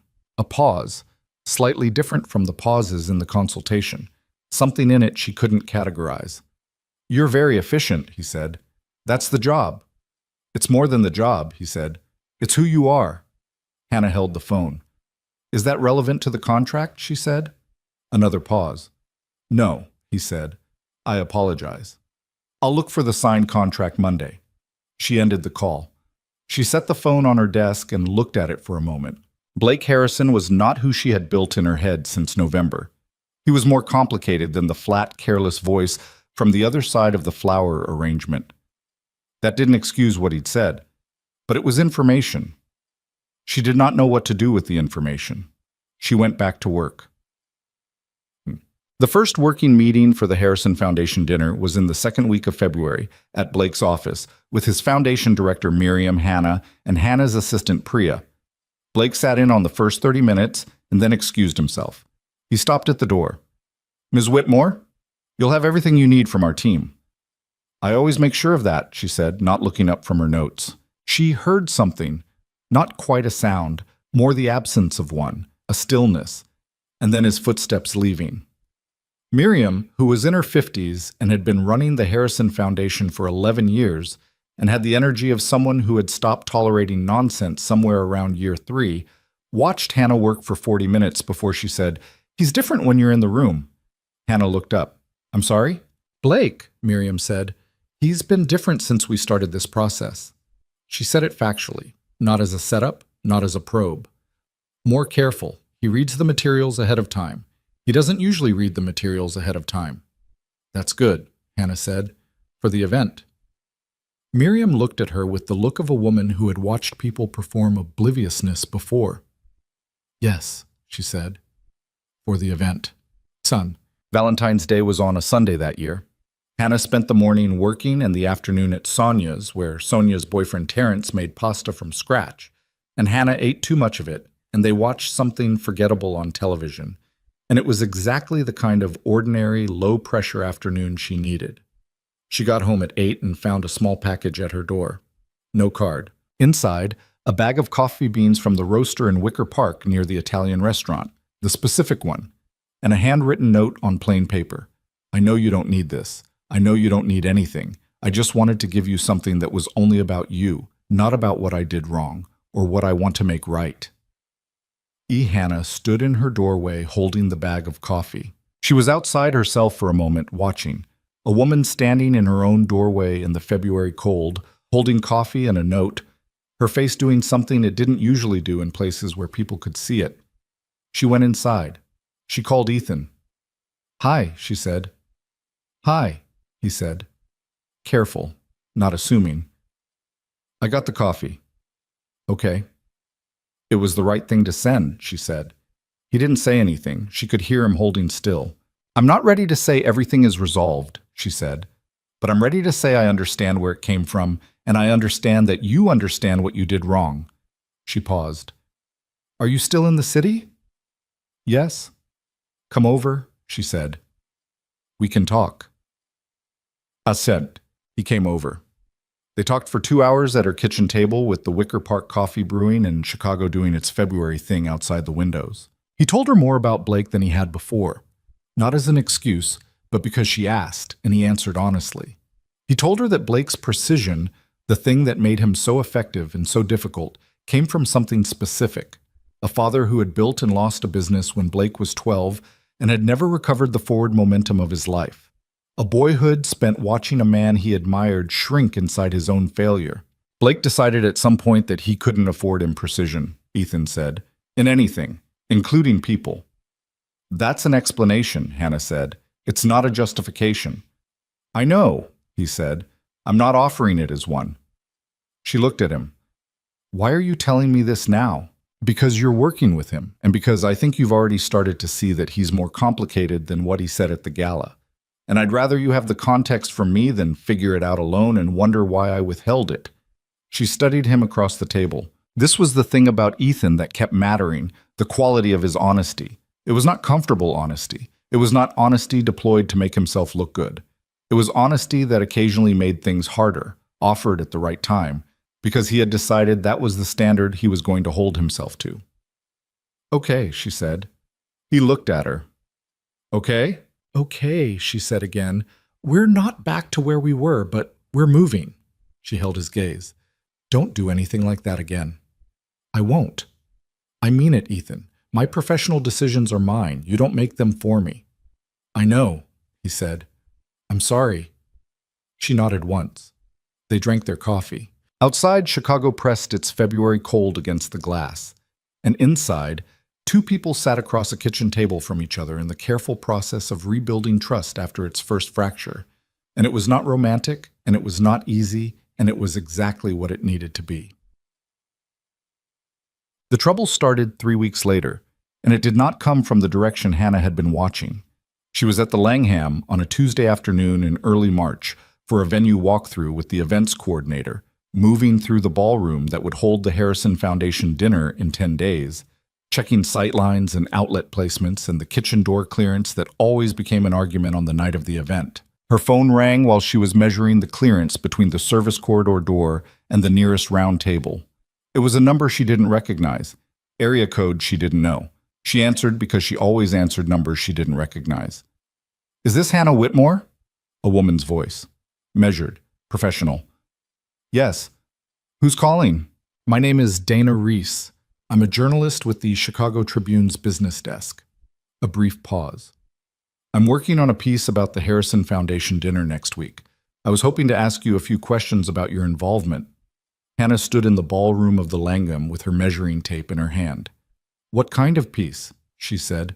"An investigative piece," Dana Reese said, "about the Harrison Foundation's donor funding structure. There are some questions about where the money comes from and where it goes." Another pause. "I understand you're the event planner for the dinner. I wanted to give you an opportunity to comment before the piece publishes." The ballroom was large and empty, and the sound of the city came through muffled and distant. "When does the piece publish?" Hannah said. "We're targeting next Monday," Dana Reese said, 5 days before the event. 5 days before the event. Hannah stood very still. "I'll need to refer you to my attorney," she said. "Of course. Can I ask, have you had any concerns about the Foundation's financial practices in the course of your work with them?" "Contact my attorney," Hannah said. "I'll get you that information." She ended the call. She stood in the empty ballroom for 30 seconds, completely still. Then she called her attorney, a woman named Patricia Osei, who had been her business counsel since year 2 and who did not panic, ever, which was why Hannah paid her what she paid her. "Pat," she said when she picked up, "I need you right now." She described the call. Patricia listened without interrupting. "Don't speak to her again without me on the line," Patricia said immediately. "Send me everything you have on the Harrison Foundation contract. Everything. Scope of work, payments received, correspondence. It's all in the cloud. I'll share the folder now." "Good. And Hannah," a beat. "If there's something wrong with the Foundation's finances, you need to know that your name is now connected to this event in a very public way. Whatever they've done or haven't done, you're the planner of record." Hannah looked at the ballroom. The tables that weren't there yet. The space where 250 people would stand in 10 days. I know, she said. Call Blake Harrison, Patricia said. Not yet. Hannah. I call him after I know what I'm walking into, she said. I need the full picture first. She ended the call. She sent Patricia the files, and then she stood in the empty ballroom of the Langham Hotel and felt the specific, nauseating sensation of a situation she had not built and did not control beginning to collapse around the edges of everything she had spent 4 years. She had been standing in the empty ballroom for 4 minutes when her phone buzzed again. Ethan. She stared at his name on the screen for 2 full seconds before she answered. Have you talked to Blake today? She said, no greeting. A pause. This morning. Why? A journalist from the Tribune called me. Dana Reese. She's running an investigative piece on the Harrison Foundation's donor funding structure. It publishes Monday. The silence on Ethan's end was the specific silence of someone whose blood pressure had just spiked. Say that again, he said. She said it again, slower, the same words, the same order. She heard him exhale through his nose, a controlled sound, the kind that meant the thing underneath it was not controlled at all. How much did she tell you? Enough to know my name is attached to an event that may be the centerpiece of a public financial scandal in 5 days. She walked to the nearest window and looked out at the gray March street below. Ethan, is there something wrong with the foundation's finances? I don't know. That's not good enough. I know it isn't. His voice was tight. Blake manages the foundation independently from our joint ventures. I have visibility into Harrison Capital, but not the foundation's books. If something is wrong there, I wouldn't necessarily find out, she said. Right now, today. I need to know what I'm standing in the middle of before I decide what to do next. Hannah, today, Ethan. She ended the call. She stood at the window another 30 seconds, and then she called Blake Harrison directly. He picked up on the second ring. Ms. Whitmore. I need to meet with you, she said. Today, not tomorrow, not end of week. Today. A beat. 2. My 4 o'clock is free. I'll be there at 4. She hung up and called Patricia back and told her about the 4 o'clock, and Patricia said she would be on standby by phone during the meeting and that Hannah should text her the moment it ended, and Hannah said she would, and she ended that call and stood in the empty Langham ballroom with her measuring tape still in her hand and her heartbeat doing something loud and specific in her chest. 10 days of work. Contract signed. Deposits paid. Vendors booked. A caterer she had personally negotiated with, a lighting team she had worked with for 3 years, 42 hours of her time already invested in the architecture of an event that was now potentially a detonation device pointed at her professional reputation. She put the measuring tape in her bag. She left the ballroom. She had 4 hours before the meeting. She used all 4 of them. Patricia pulled every public record available on the Harrison Foundation in 3 hours. Nonprofit filings, donor disclosures, the IRS Form 99OHS for the past 6 years. She had a paralegal on it within 20 minutes of Hannah's first call, and by the time Hannah was sitting in the lobby of the Michigan Avenue building at 3:55, Patricia was on the phone delivering the summary. On paper, it's clean, Patricia said. The 99OGs show consistent arts education grants to legitimate recipient schools. The donor list is a mix of individual high net worth contributors and corporate partners. Nothing obviously wrong. Then what is the Tribune looking at? That I don't know. Could be a specific donor relationship. Could be a grant recipient that has its own problems. Could be something in the foundation's administrative cost structure that looks disproportionate at closer examination. A pause. Or it could be nothing. Investigative pieces sometimes run on far less than they promise. And sometimes they run on exactly what they promise, Hannah said. Yes, Patricia said. Get in the room. Find out what he knows. Don't volunteer anything about our research and don't make any decisions before you call me. I know. Hannah, you're the planner of record on this event. If this story runs Monday and the dinner is Saturday, every outlet that picks up the Tribune piece will include your business name. Hannah already knew that. She had known it since the phone call in the ballroom. She just needed to hear it stated plainly one more time so she could carry the full weight of it into the room. I know, she said again. She went upstairs. Blake was standing when she came in. Not performatively. He wasn't at the window doing the powerful man surveys his domain thing. He was standing at the conference table with papers in front of him, and the look of someone who had been trying to sort through something and hadn't finished yet. He looked up when she entered. She saw it immediately. The particular set of a person's jaw when they're managing real worry, not the contained professional management of inconvenience, but actual worry, the kind that lives in the body. "Sit down," she said. He sat. She sat across from him and put her bag on the table and looked at him directly. "Dana Reese from the Tribune called me this afternoon about an investigative piece on the foundation's funding structure.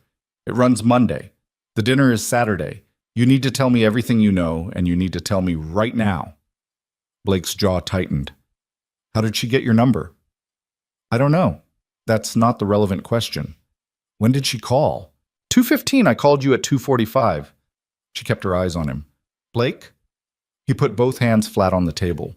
The same gesture she had noticed in the first consultation. A deliberate physical grounding. "I found out yesterday," he said. Everything in her went very still. "Yesterday," she repeated. "I got a call from a contact at the Tribune, not Reese, someone else, someone I know, who told me the business desk was looking into the foundation." He held her gaze. "I've been trying to determine the scope since yesterday morning." "You knew yesterday," she said, "and you didn't call me." "I was trying to get the full picture before..." "Before what?" The words came out level, but there was something under them, something with edges. "Before you decided whether you needed to tell me? Whether the situation was bad enough to warrant informing the person whose professional name is attached to your event?" "Hannah, no." She stopped herself, took one breath, let it out slow. "Tell me what the piece is about." Blake looked at the papers in front of him. He selected one and pushed it across the table. It was a printout, a donor disclosure form for the foundation's fiscal year 2 years prior. He pointed at a line item near the bottom, a corporate donor. Meridian Group, LLC. $250,000. Hannah looked at it. "What is Meridian Group?" "It's a real estate investment vehicle," Blake said. "Legitimate entity. But..." He stopped. "But one of Meridian's managing partners has been under SEC investigation for the past 18 months for unrelated securities fraud.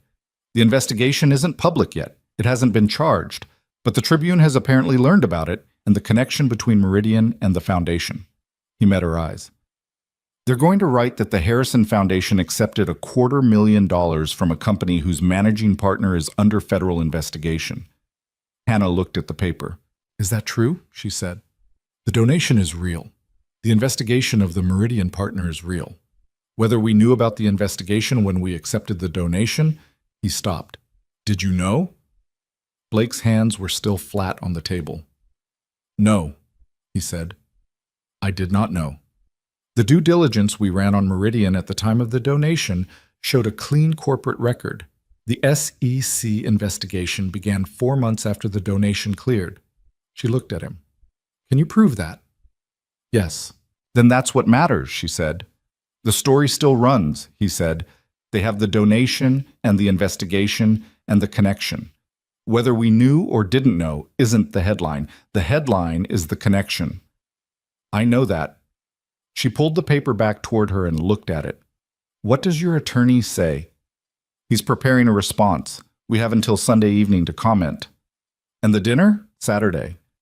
"Are you canceling it?" Blake looked at her. For a moment, just a moment, she saw it.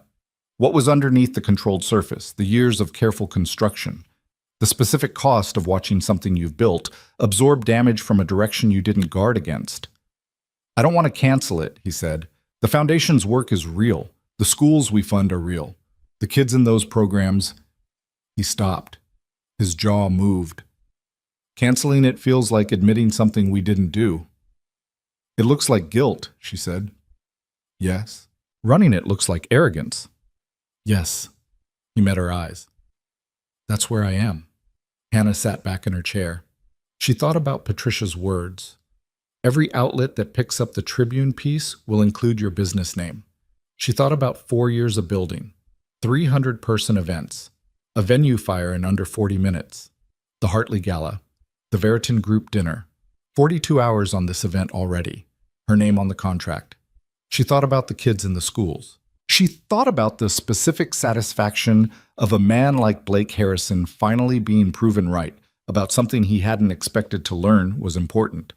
She thought about none of that mattering at all if her business became a footnote in a Tribune scandal piece. "I need 24 hours," she said, "to decide whether you're staying on the event." "Yes." He nodded. "That's fair." She stood. "One more question," she said. "Ethan, how much does he know about the Meridian donation?" Blake's eyes changed. A fractional shift, but she caught it. "He didn't know about the investigation," Blake said. "The donation was a foundation decision, separate from our joint ventures." "That's not what I asked." A silence. "He knew about the donation," Blake said. "I mentioned it at the time, as a win for the foundation's fundraising cycle." Hannah picked up her bag. "Ethan told me the foundation's finances were separate from his visibility," she said. "They are, largely." "But he knew about Meridian." Blake said nothing, which was its own answer. Hannah walked out of the conference room. She walked to the elevator, pressed the button, stood with her spine straight and her bag over her shoulder, and her heartbeat doing that loud, specific thing in her chest while she waited for the doors to open. She called Ethan from the elevator. "You knew about the Meridian Group donation," she said when he picked up. A silence that lasted almost 3 full seconds. "Hannah, you told me the foundation's finances were separate from your visibility. The books are. The day-to-day? Did you know about the Meridian donation? Yes or no?" "Yes," he said. "Blake mentioned it 2 years ago as a fundraising milestone." The elevator reached the lobby. The doors opened. She walked through the lobby without looking at anything. "When you found out about the Tribune piece," she said, "did you know the Meridian donation was in the foundation's records?" Another silence. This one shorter, more resigned. "Yes," he said, "and you didn't tell me that when I called you this afternoon. I was trying to figure out the scope." "Stop." She pushed through the building's front door into the March air, cold and sharp and smelling like rain. "Stop using that sentence. You were protecting Blake. You were giving him time to get ahead of it before I knew the full picture. Just like you gave him my number without telling me. Just like you arranged a situation and handed me the parameters after the fact." She stopped on the sidewalk. "Ethan, do you see a pattern?"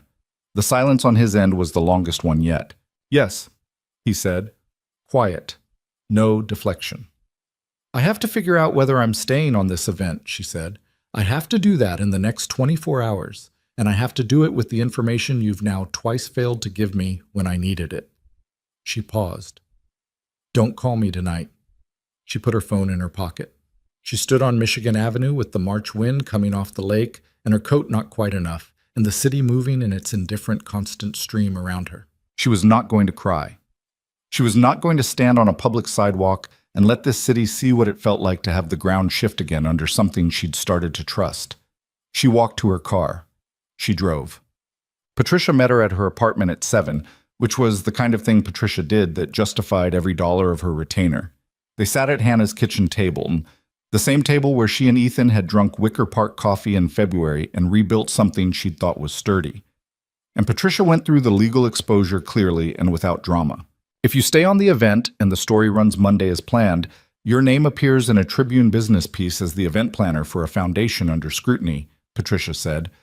"The framing of that mention depends entirely on how Reese writes it. Could be neutral, could be adjacent to something that reads as damaging."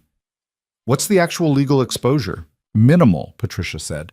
"You're a contracted vendor, not a foundation officer. You have no financial relationship with Meridian.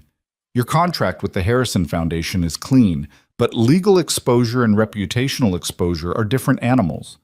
"I know that." "If you pull out of the event now, you cancel 10 days before, you trigger the breach clause in the contract, which means I forfeit the remaining payment." "Yes." "And you leave the foundation scrambling for a replacement at 10 days' notice, which the Tribune piece will likely mention if they know you were the planner, because it looks like flight from a sinking ship. Which makes me look complicit in something I had nothing to do with." "Potentially. Yes."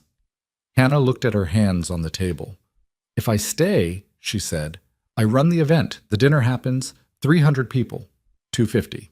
250. They attend an event that has a Tribune scandal piece running 5 days earlier. What does that room look like? Smaller than planned, Patricia said. Some donors will pull out after Monday.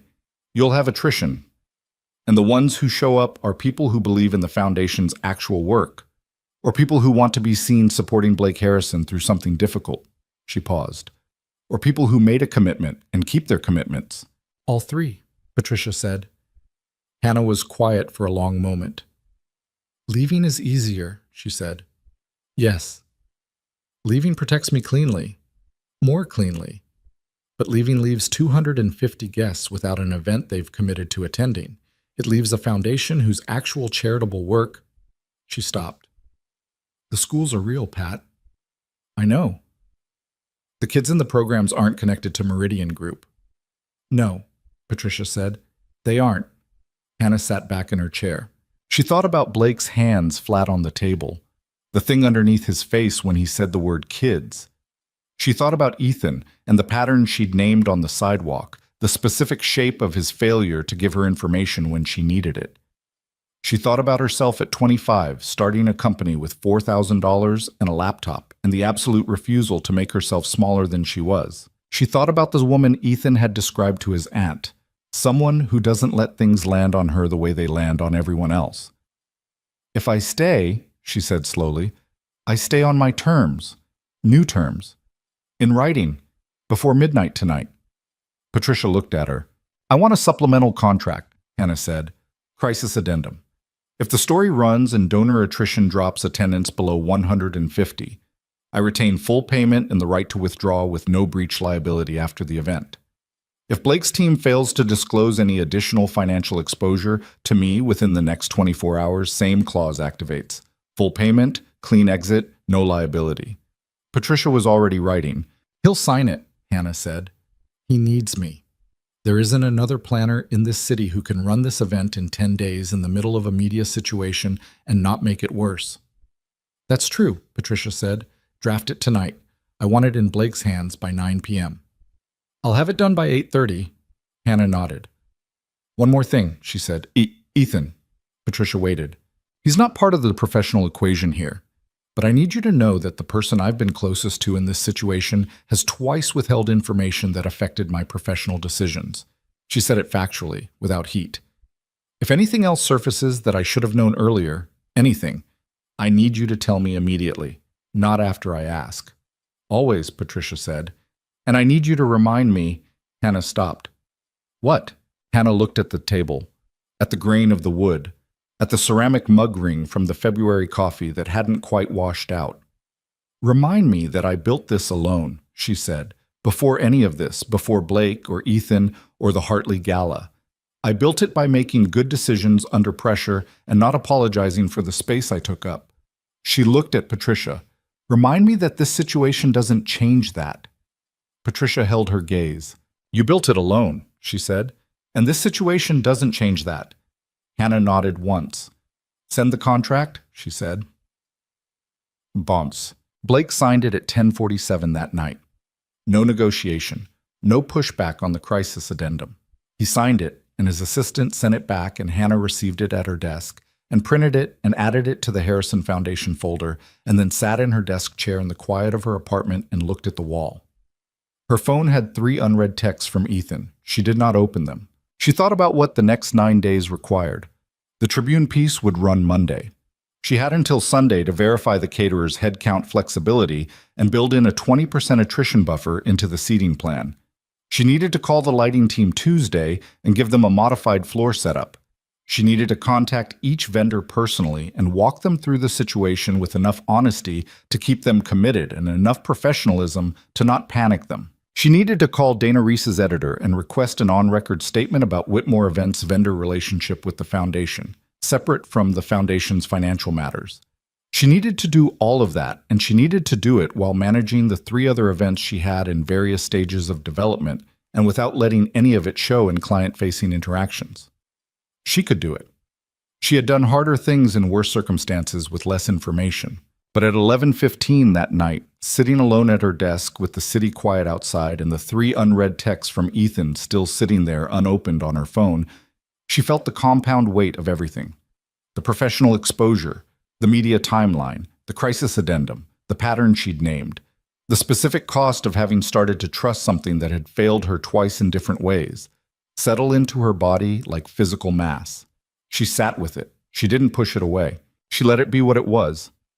And then, at 11:22, she opened her laptop and started the modified seating plan. Gos. The Tribune piece ran at 6 a.m. Monday. Hannah read it at 6:04, standing in her kitchen in her pajamas with the Wicker Park coffee in her hand. It was worse than she'd hoped, and better than she'd feared. Dana Reese had written it with precision. The Meridian connection laid out clearly. The SEC investigation contextualized without overstatement. Blake's response quoted in full from his Sunday evening statement. The Harrison Foundation conducted due diligence on all donor relationships at the time of contribution. The Meridian Group donation preceded any known federal investigation of its partners by 4 months. We stand by the integrity of the Foundation's charitable mission and the communities it serves. Hannah's name appeared once. In the 15th paragraph, Whitmore Events, contracted to plan the Foundation's annual dinner scheduled for this Saturday, did not respond to a request for comment. Hannah had not responded to Dana Reese's request for comment because Patricia had advised her not to, and because anything she said would either read as defensive or as distancing herself from the event, and neither framing served her. She read the line again. Did not respond to a request for comment. She put her coffee down. She picked up her phone and called Blake. He answered on the first ring. He had clearly been awake. I read it, she said. So did I.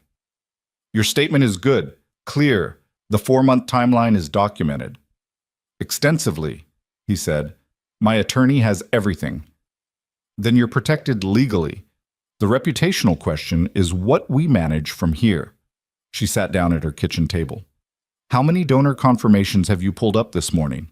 14 cancellations as of 6:30 out of 250. Yes. That's within the attrition buffer in the addendum. She opened her laptop.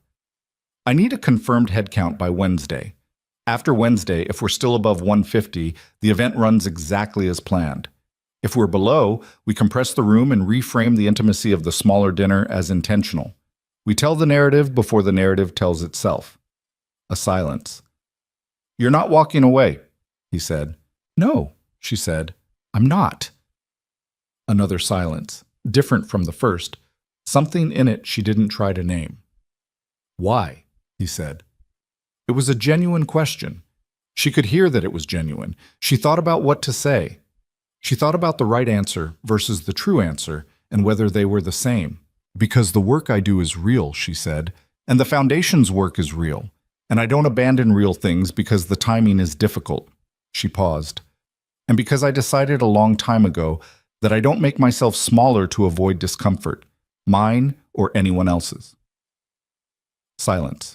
I'll send you the updated seating parameters by noon, she said. I need your communications team to hold all media inquiries through Patricia Osai's office until further notice. My name, my firm, they come through Pat, not through your PR. Done. And Blake? Yes. If there's anything else I don't know, she said. Anything. You tell me today. She could hear his breath on the other end. The particular sound of a person sitting with the weight of something they were choosing to carry honestly. There's nothing else, he said. Good. She ended the call. She sat at her kitchen table with the Monday morning light coming gray and thin through the windows and her laptop open to a blank seating document and her phone face up beside her with Ethan's 3 texts still unread. She reached out and turned it face down. She started typing. Wednesday came in cold and clear, the first clear day in a week, and Hannah was at her office at 7, with the headcount spreadsheet open and her phone on the desk when it lit up with a call from Miriam at the Harrison Foundation. We have confirmed 183 attendees, Miriam said, as of this morning, above 150, inside the buffer. The event ran. Good, Hannah said.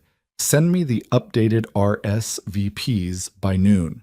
I'll have the modified floor plan to the Langham by 3. Hannah? A pause. Thank you. For staying. It's my job, Hannah said. No, Miriam said. It's more than that, and I think you know it." Hannah didn't answer that. She ended the call and went back to work.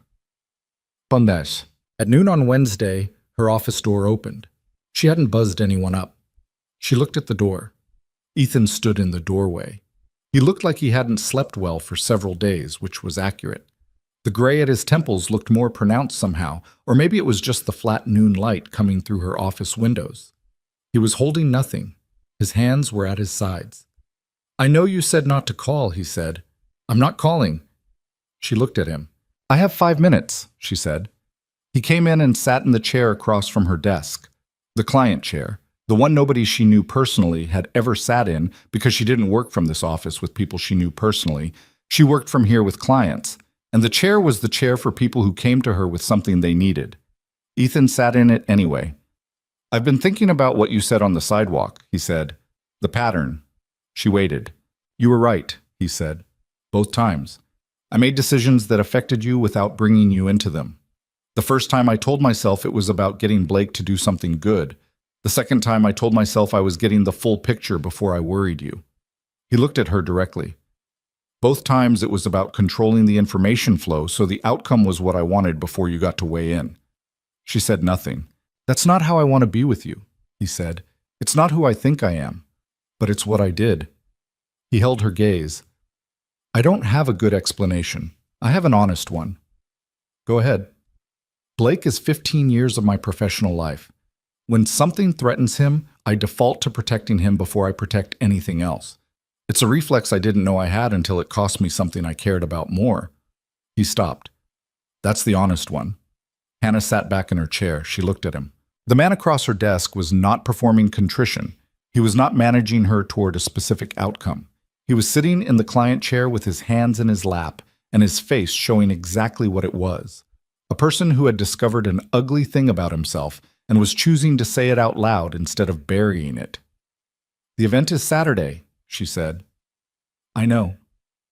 "I don't have room for personal conversations until Sunday." "I know that too. After Sunday." She held his gaze. "We'll talk after Sunday." Something moved through his expression, not relief exactly, more like the particular quality of a person who has been bracing for something worse and is adjusting to a different kind of news. "Okay," he said. He stood. He walked to the door. "Ethan." He turned. She looked at him from behind her desk, in her office, in the company she had built by being exactly who she was under conditions that would have compressed a smaller person into someone unrecognizable. "The pattern stops," she said. "After Sunday. That's the conversation, and the answer has to be real or there's nothing to talk about." He held her gaze. "I know," he said. He left. She sat in the quiet office for 30 seconds. Then she picked up her phone and called the Langham's events coordinator and told her the modified head count and walked her through the compressed floor plan with the same level, specific precision she brought to every conversation that mattered, because this was the work and the work was what she had. And on Saturday, it was going to be... The Langham Ballroom on Saturday evening looked nothing like the Tribune piece. That was the first thing Hannah noticed when she stepped through the service entrance at 4:30 in the afternoon, 9 hours after she'd been awake running final logistics from her kitchen table. It looked like the room she had designed. Not a diminished version of it, not a crisis-managed compromise. The thing itself. She stood in the doorway for 3 seconds and looked at it. 183 seats arranged in rounds of 8. The floor plan compressed toward the center so the empty perimeter read as breathing room rather than absence. Navy linens, gold votives at every setting, clustered in threes rather than the original single-candle plan, which she had changed on Thursday because clustered light in a smaller room created intimacy rather than exposure. The floral arrangements lower than originally specified. She had called the florist at 7 a.m. Wednesday and renegotiated the height, because lower arrangements meant sightlines across the room stayed open, and open sightlines meant a room of 183 felt like a room of people choosing to be present rather than a room that had lost 67. Every adjustment was invisible. That was the job. Marcus, her head server, appeared at her elbow. "Kitchen is ready. Chef confirmed the modified count. He actually said..." Marcus paused. "He said the smaller count makes the plating better." Tell him I said thank you and not to let it go to his head. Marcus disappeared. Hannah did her first walkthrough at 4:45, her second at 5:30, her third at 6:15, 12 minutes before doors opened. She moved through the room with her clipboard and her earpiece, and the particular quality of attention that she had developed over 4 years of doing this. Not frantic, not relaxed, something in between, the specific alertness of a surgeon in the final moments before the first incision. She was checking the placement of the water pitchers on the service stations when she heard the door behind her. She turned. Blake Harrison stood at the ballroom entrance in a dark suit, alone, 40 minutes before his own event began. He looked at the room and then he looked at her. And something moved across his face that she had seen once before. In the consultation, when he'd been trying to find the words for the apology. That same unguarded, momentary exposure. He walked toward her. She waited. He stopped 6 feet away and looked at the room again. Really looked at it. Not the way a host surveys a venue, the way a person looks at something they didn't expect to be as good as it is. You changed the florals, he said, Thursday morning. Lower arrangements open the sightlines. And the seating.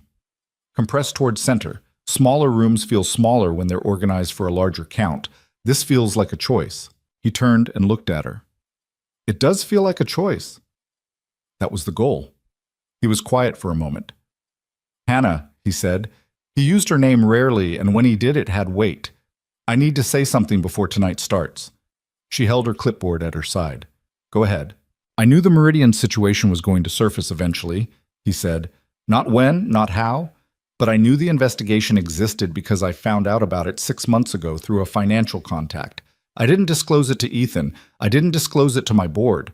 I made the decision that because the donation predated the investigation, the foundation's exposure was manageable, and I chose to manage it quietly. He looked at her directly.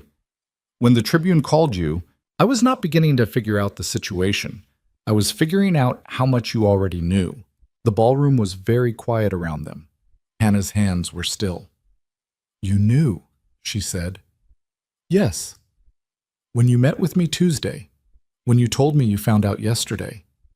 I found out about Reese's call to you yesterday, he said. I knew about the Meridian investigation since September. She looked at him. She thought about the supplemental contract, the crisis addendum, the 48 hours she had spent restructuring an event around a situation that Blake Harrison had known about for 6 months and had chosen to carry alone until it became someone else's problem. Her problem. Her name in the Tribune, her vendors. Her professional reputation adjusted in real time to accommodate a decision he had made without her and without Ethan and without his own board. Why are you telling me this now? She said. Her voice was completely level. She had learned a long time ago that the most dangerous version of her was the quiet one. Because you asked me Tuesday if there was anything else, and I said no. He held her gaze. I've been thinking about that for 4 days. About what it cost you to stay on this event without the full picture. And I've been thinking. He stopped, started again. You've been in every room this week making things work that didn't have to be your problem. Without complaint. Without using it. You had the exit clause in the contract and you never looked at it once. He paused. You deserved the truth on Tuesday. I'm giving it to you now because I don't want to stand in this room tonight having let you run it on incomplete information for 1 more hour. Hannah looked at him. She took 1 breath. Does Ethan know? She said. No, I'm going to tell him tonight, after the event. Tell him before, she said. He deserves to know before he walks in here and stands next to you. Blake looked at her. Something in his expression shifted. Not surprise exactly, more like recognition. The look of a man encountering a standard he hadn't set for himself and understanding, for the first time, why it was the right one. Okay, he said. And you're bored, she said. Monday morning. Full disclosure, whatever your attorney advises, the board hears it from you directly. Yes. And the foundation's donor communications go out Sunday, not Monday. Sunday. The people who showed up tonight deserve to hear from you before they read about it somewhere else. My communications team can... Sunday, Blake. He looked at her for a long moment. Sunday, he said. She turned back to the water pitchers. She adjusted the placement of the nearest one by 2 inches. The event starts in 38 minutes, she said. Go call Ethan. She heard him walk away. She stood at the service station with her hand on the water pitcher and her heartbeat doing that loud thing in her chest, and she allowed herself for exactly 5 seconds to feel the full weight of what he'd just told her. 5 seconds. Then she picked up her earpiece and called Marcus and told him to start the pre-service sequence. Ethan arrived at 6:58, 2 minutes before doors opened. Hannah was near the entrance doing final positioning when he came in. She saw him cross the lobby, and she saw in the set of his shoulders and the particular tightness around his mouth that Blake had called him. He looked at her across the lobby. She held his gaze for a moment. Then she turned to greet the first guests coming through the door. The dinner ran 3 hours and 14 minutes. 183 people sat in a room that had been designed for 250 and felt, by the judgment of everyone Hannah observed throughout the evening, like a room that had been designed for exactly this. The catering was the best she had seen from this team. The chef had not been lying about the smaller count improving the plating. The lighting held at the calibrated temperature she'd specified. The program ran 11 minutes short of its scheduled length because the Foundation's executive director had tightened his remarks after the week's events, and the result was something more honest and less ceremonial than the original script. Hannah stayed in motion the entire 3 hours. She watched Blake Harrison work the room. She had seen him in a professional context, the consultations, the meetings, the phone calls, but she had not seen him in a social one, and the man who moved through 183 guests on a Saturday night 10 days after a Tribune piece was different from the man she'd been building in her head since November. He was not performing. That was the thing she noticed. He was not doing the high-functioning social performance that powerful men did at their own events, the managed warmth, the precisely calibrated vulnerability. He was actually present. He stopped and talked to a woman in her 70s who had been donating to the foundation for 11 years, and he listened to her with the quality of attention that meant he was tracking what she was saying rather than waiting for a pause to insert his next sentence. Hannah watched this from across the room while simultaneously directing the dessert service and fielding a question from Marcus about the timing of the program transition. She thought, that's not who he was at the Hartley Gala. She thought, maybe it is. Maybe it was always there, and the other thing, the careless, categorizing voice from the other side of the flower arrangement, was the performance, the armor, the efficiency that 15 years of watching his father shrink had calcified into something that dismissed people before they could disappoint him. She thought, that's not her conclusion to draw. She thought, stop watching him and watch the dessert service. She watched the dessert service. At 9:47, the last guests left. At 10:15, the catering team began breakdown. At 10:50, Hannah did her final walkthrough of the empty room. The Langhams' events coordinator, a woman named Sarah, who had worked with Hannah 3 times and knew not to try to rush this part, walked 2 steps behind her with a checklist. The room was clean. The event had run. Hannah stood in the center of the empty ballroom for a moment with the breakdown happening around her and the low post-event lighting and the specific exhaustion that came not from physical effort but from sustained total attention maintained across 11 hours of consecutive precision. She was tired in her bones. It felt correct. Sarah touched her arm. Hannah, it was beautiful. Thank you, Sarah. I mean it. After the week you had. It was the job, Hannah said. Not dismissively, just true. She picked up her bag. She walked out of the Langham at 11:03. Blake was standing outside, not waiting in the lobby. Outside, on the sidewalk, in the March cold that had gotten serious since sunset, his coat open, his hands in his pockets. He looked like a man who had decided to wait and didn't know how long it would take. Hannah stopped. The event is done, she said. I know. I wanted to. He stopped. I don't have a prepared thing to say. You don't need one. He looked at her. The streetlight made the shadows on his face specific. The line of his jaw, the particular look of a man in his late 30s who had spent a week being wrong about things he'd thought he'd managed correctly. I've been doing something for a long time, he said, that I wasn't fully aware of doing, categorizing, deciding who was worth what before they had the chance to demonstrate anything. He said it without self-pity, just factually. I did it with you. I've been doing it with a lot of people. I did it with the Meridian situation. Decided I could manage the information because I trusted my own assessment over everyone else's need to know. He looked at the sidewalk for a moment, That's not precision, it's arrogance. Hannah listened. I've known Ethan for 15 years, he said. He's the most honest person in my professional life.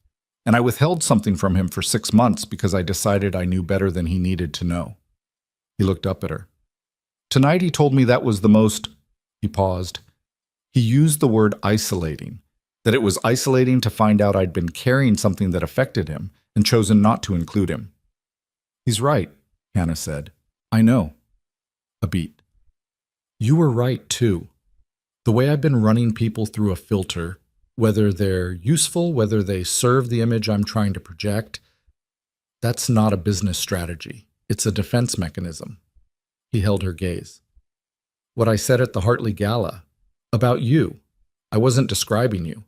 I was describing a category I'd already built before you walked into the room. Hannah looked at him. The March wind moved between them. I know that, she said. I know you know it, he said. That's not who you are. That was never who you were. I want you to know that I understand that now in a different way than I understood it when I apologized in the conference room. She studied him. Blake Harrison standing on a Chicago sidewalk at 11 o'clock at night with his coat open in the cold, saying true things without asking for anything in return. For what it's worth, she said, what you did tonight, telling me about September before the event started instead of after, that mattered. He was quiet. It would have been easier to tell me after, she said. I couldn't have done anything with it during the event. Telling me before was uncomfortable, and it cost you something, and you did it anyway. She paused. That's not nothing. He looked at her. Is it enough? He said. She considered that. It's a start, she said. What you do with the board Monday, what you do with the donor communication Sunday, what you do with Ethan over the next several months as he figures out what it means that you withheld that from him. Those things will tell you whether it was a start or just a moment. He nodded slowly. You're very clear, he said. I've always been clear, she said. You just weren't listening the first time. Something crossed his face, the ghost of what might have been a real smile, the kind that didn't perform anything. No, he said, I wasn't. A cab moved down the street. The city did its constant thing. Somewhere north of them, the lake was doing what it always did in March, cold and indifferent and permanent. Good night, Blake, she said. Good night, Hannah. She turned and walked to her car. She did not look back. She drove home with the radio off. She parked and sat in the quiet car and looked at the dark street through the windshield for a while, not thinking about anything in particular, letting the night decompress, letting the adrenaline of 11 hours of sustained operation ease out of her body. She was still tired in her bones. She was also, she noticed, something else.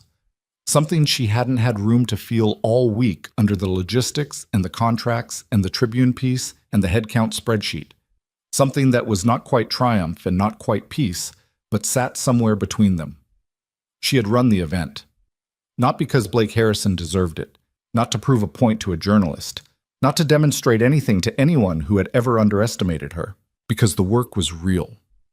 Because 183 people had shown up to a room she built, and the kids in the foundation's programs were real, and quitting at the moment of maximum difficulty was not who she was. She had never been who she was because someone else decided it. She went inside. On Sunday morning at 9:15, she made coffee. Not the Wicker Park beans, those were finished, just the standard grocery store dark roast she always had. And she sat at her kitchen table and called Sonia. It's done, she said when Sonia picked up. The event? The event. The week. All of it. She held her mug. It went well. How well? The room looked like a choice. The food was good. The program ran honest. She paused. Blake told me something before it started that he should have told me on Tuesday. It was too late to do anything with it during the event, but he told me anyway. Sonia was quiet for a moment. What do you make of that? I think he's figuring out who he wants to be, Hannah said. I think he's doing it late, and it's going to cost him things before it gets easier. She picked up her coffee. Not my journey. And Ethan? Sonia said. Hannah looked at the window. The Sunday morning light was thin and white, and the city was doing its quiet Sunday thing outside. I told him we'd talk today, she said. Are you ready? She thought about that. She thought about this pattern she'd named on the sidewalk. The twice withheld information. The twice protected Blake at the cost of not protecting her. She thought about the Valentine's Day coffee and the note that said, "I just wanted to give you something that was only about you." She thought about the museum and the submarine and the way he'd said moving toward isn't the same as rushing. She thought about the hours at her kitchen table in February when they'd rebuilt something after its first fracture, and the quality of that rebuilding, the care of it, the willingness to sit in the hard part. She thought about what trust actually was, not the idea of it, not the word, but the lived practice of it. The daily choice to bring someone information they needed, even when keeping it would be easier. The willingness to be seen when you'd done something wrong. She thought about what she wanted. She had spent a long time knowing what she wanted professionally and being precise about going after it. She had been less precise about the personal version, not because she didn't know, but because the personal version required something the professional version didn't. It required letting someone matter enough to have the power to cost her something. "I think I'm ready," she said. "What are you going to say?" "I don't have a prepared thing," she said. "I'm going to see what's true when I get there." Sonia was quiet. Then, "That's very unlike you." "I know," Hannah said. And something in her chest settled. Not the furniture-moving shift, not the cautious compound hope of February. Something quieter than both of those. Something that had been working its way through the week's wreckage and had come out the other side still standing. She drank her coffee. Ethan rang her buzzer at noon. She let him up. He knocked. She opened the door. He looked like Sunday. The suit gone, dark jeans and a gray sweater, the professional architecture of him set aside. He looked like someone who had slept badly for a week and had stopped trying to hide it. He also looked like himself. "Come in," she said. He came in and she did not direct him to the couch or the kitchen table or anywhere, just let him stand in her entryway and close the door. "Blake told you," she said. "Not a question." "Last night, before the dinner," he looked at her. "He'd been carrying the Meridian thing since September." "I know. I've been thinking about it since he told me." He kept his eyes on her. 6 months. A significant professional disclosure that affected the Foundation's exposure, and by extension affected everything we do together. He paused. "I keep trying to understand how he made the calculation that he could carry that alone." "I think you understand better than you want to," she said. He looked at her. "You withheld things from me twice," she said. "Smaller things, but the same shape. The calculation that you knew better than I needed to know. That you could manage the information and deliver the outcome you wanted before I had the chance to make my own decision." She held his gaze. "Blake did the same thing with you, on a larger scale, for longer." Ethan was quiet. "I'm not saying you're the same," she said.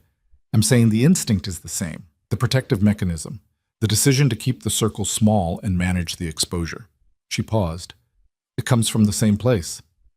"His father's failure," Ethan said quietly. "His father's failure made him need to control every variable," Hannah said. "What made you need to?" The question landed in the quiet apartment. Ethan looked at the floor, then up at her. "My father died while I was in college," he said. "Before I could—" He stopped. "There were things I'd been meaning to say. Conversations I kept thinking we'd have later." He looked at her. "Later didn't come. And I've been—" He stopped again. "Moving toward things," she said softly. "Yes." He met her eyes. "But moving toward and controlling the approach are different.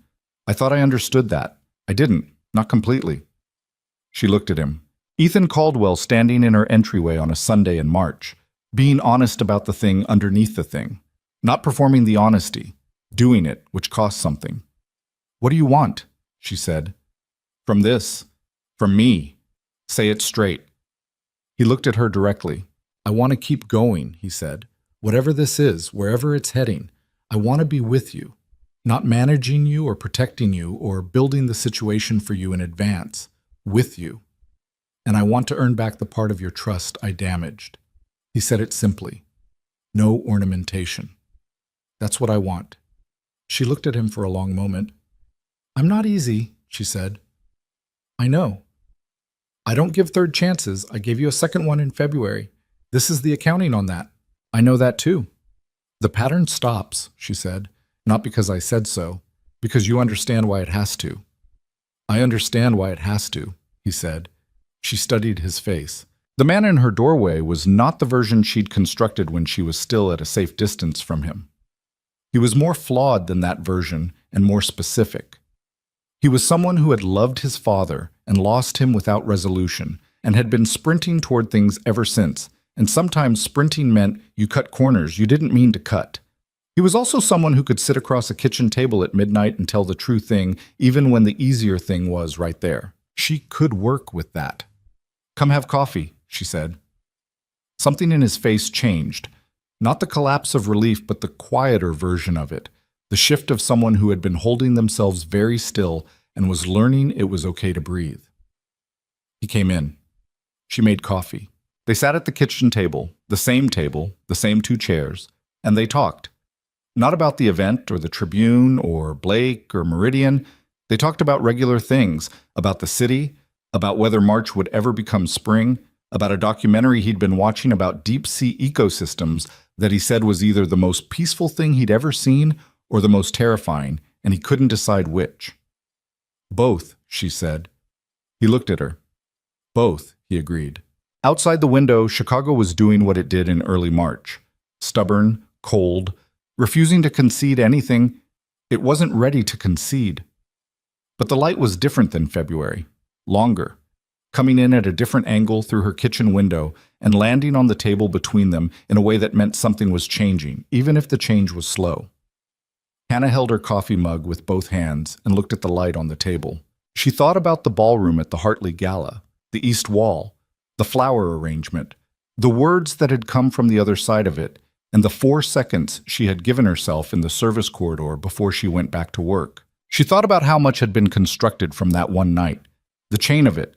Ethan noticing her across the room, the consultation at the Kenmore, the Italian restaurant in Wicker Park, the museum and the submarine, the Valentine's Day coffee and the note, the pattern and the fractures and the rebuilding. She thought about Blake on the sidewalk last night, standing in the cold with his coat open, saying true things.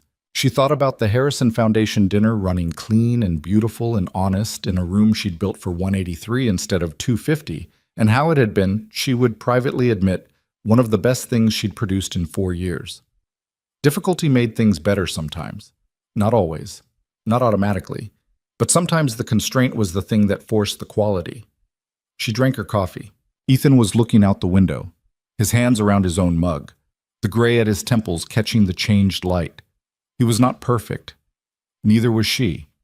They were 2 people sitting at a kitchen table on a Sunday morning in March who had both done things wrong and said true things and chosen, repeatedly and at some cost, to keep going rather than find an easier version of the same arrangement with someone less complicated.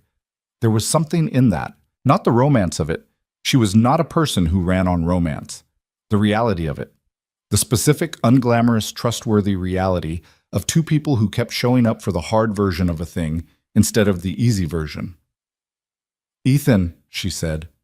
He looked at her. "Don't do it again," she said. "I won't." "I know you mean that right now," she said. "I'm saying it so when the reflex comes.